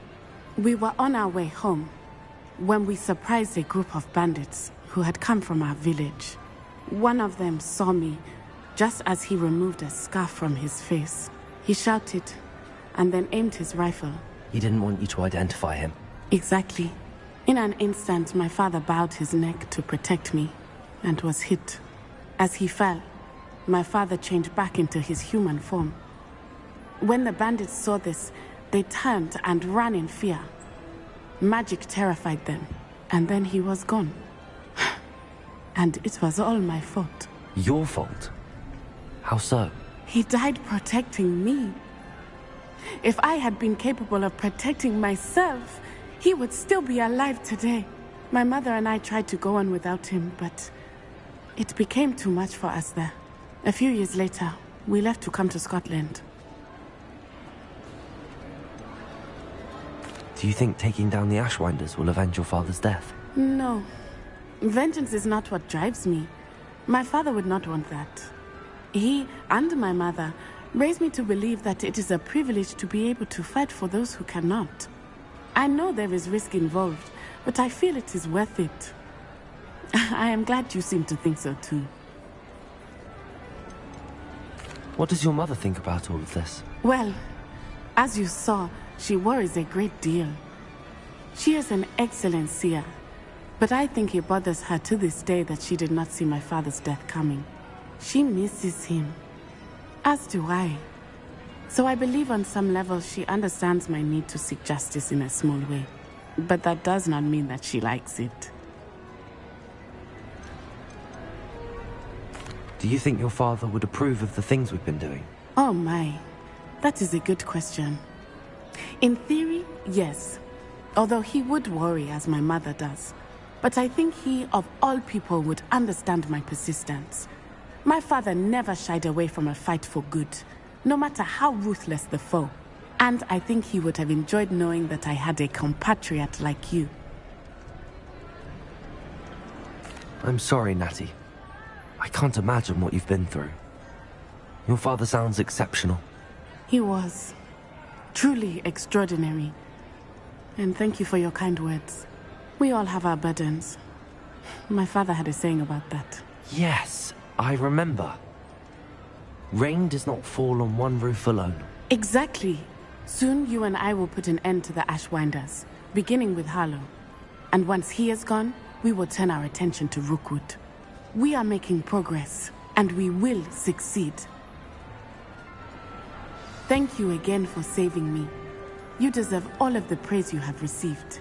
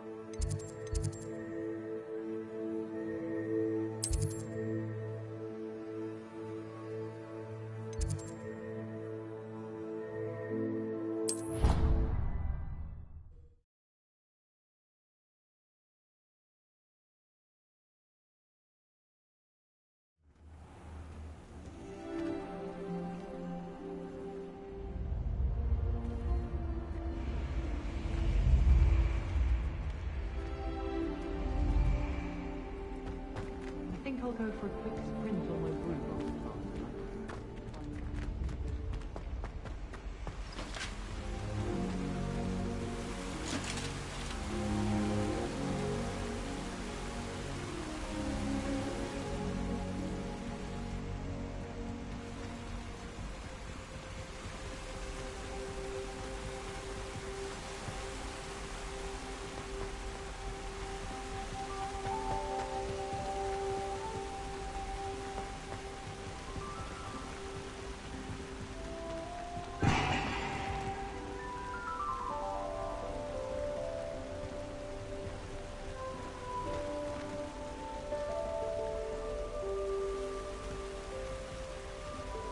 convinced that behind her rather stodgy exterior, Professor Weasley's had some rather marvellous adventures.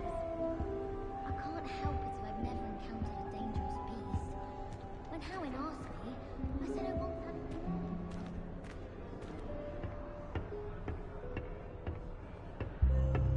Black is without a doubt the worst headmaster in the history of Hogwarts. He's not behind me, is he?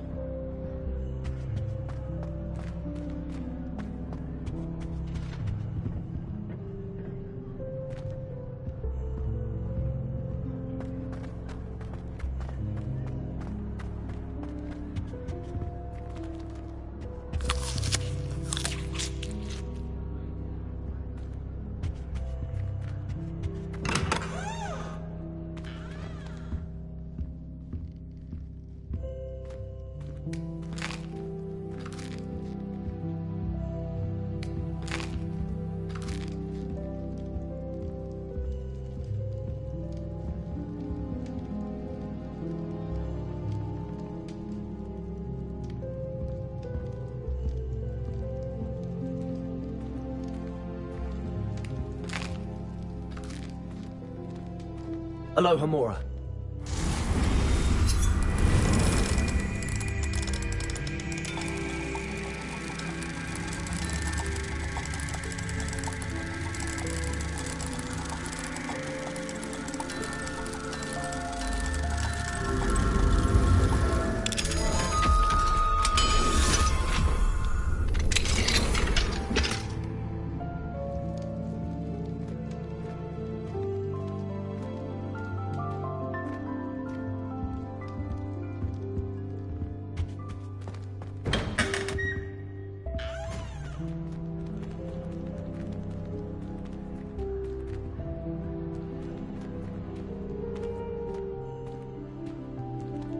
Aloha, Mora.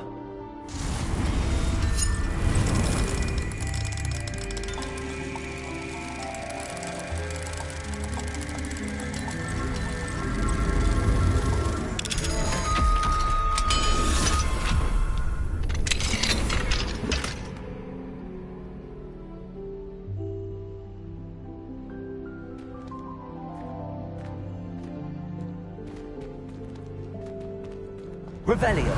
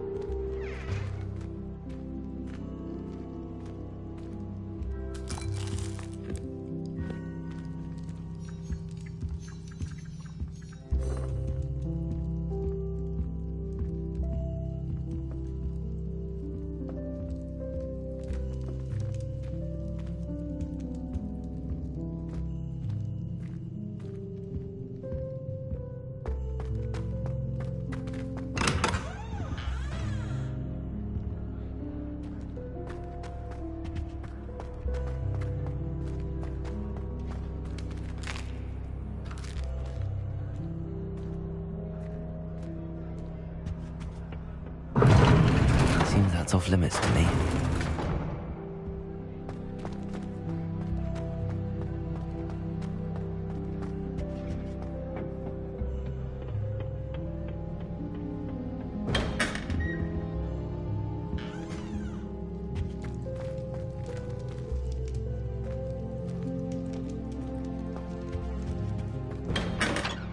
Revelio.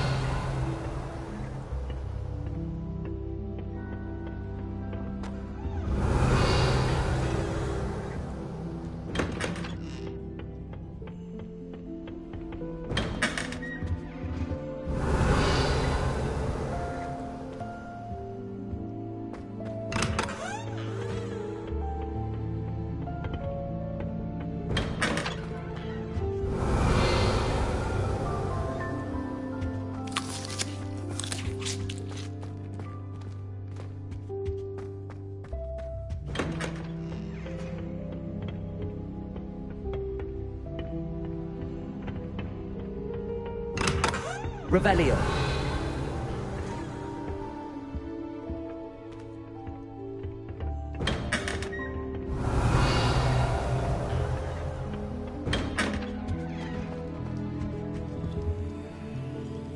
Aloha Mora.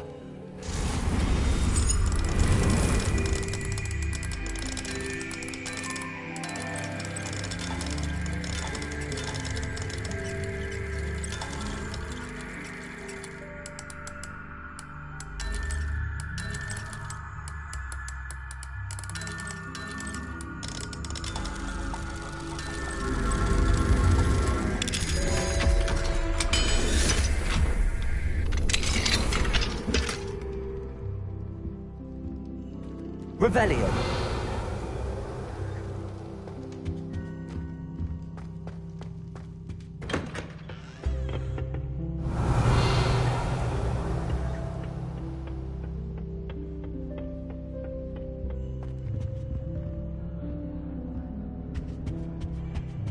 I wish they'd allow us our pets from home. We have a crop called mange.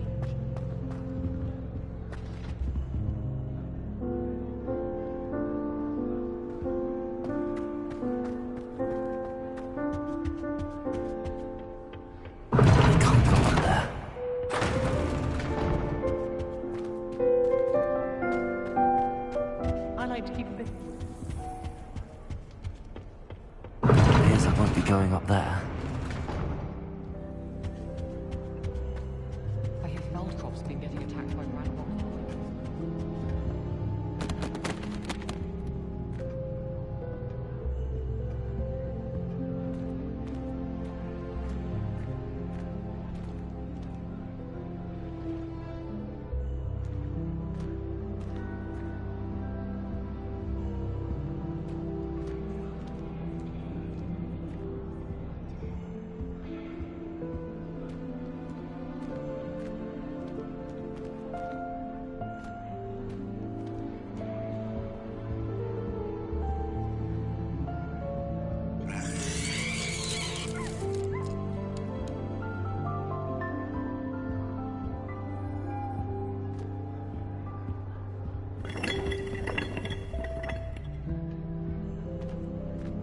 I could just have a butterbeer from the Three Broomsticks right now, and a chat with Serona. Both are excellent tonics. I'll be weeks from Spin Twitches has such interesting notions about how to improve brooms. Knows his stuff, he does that one.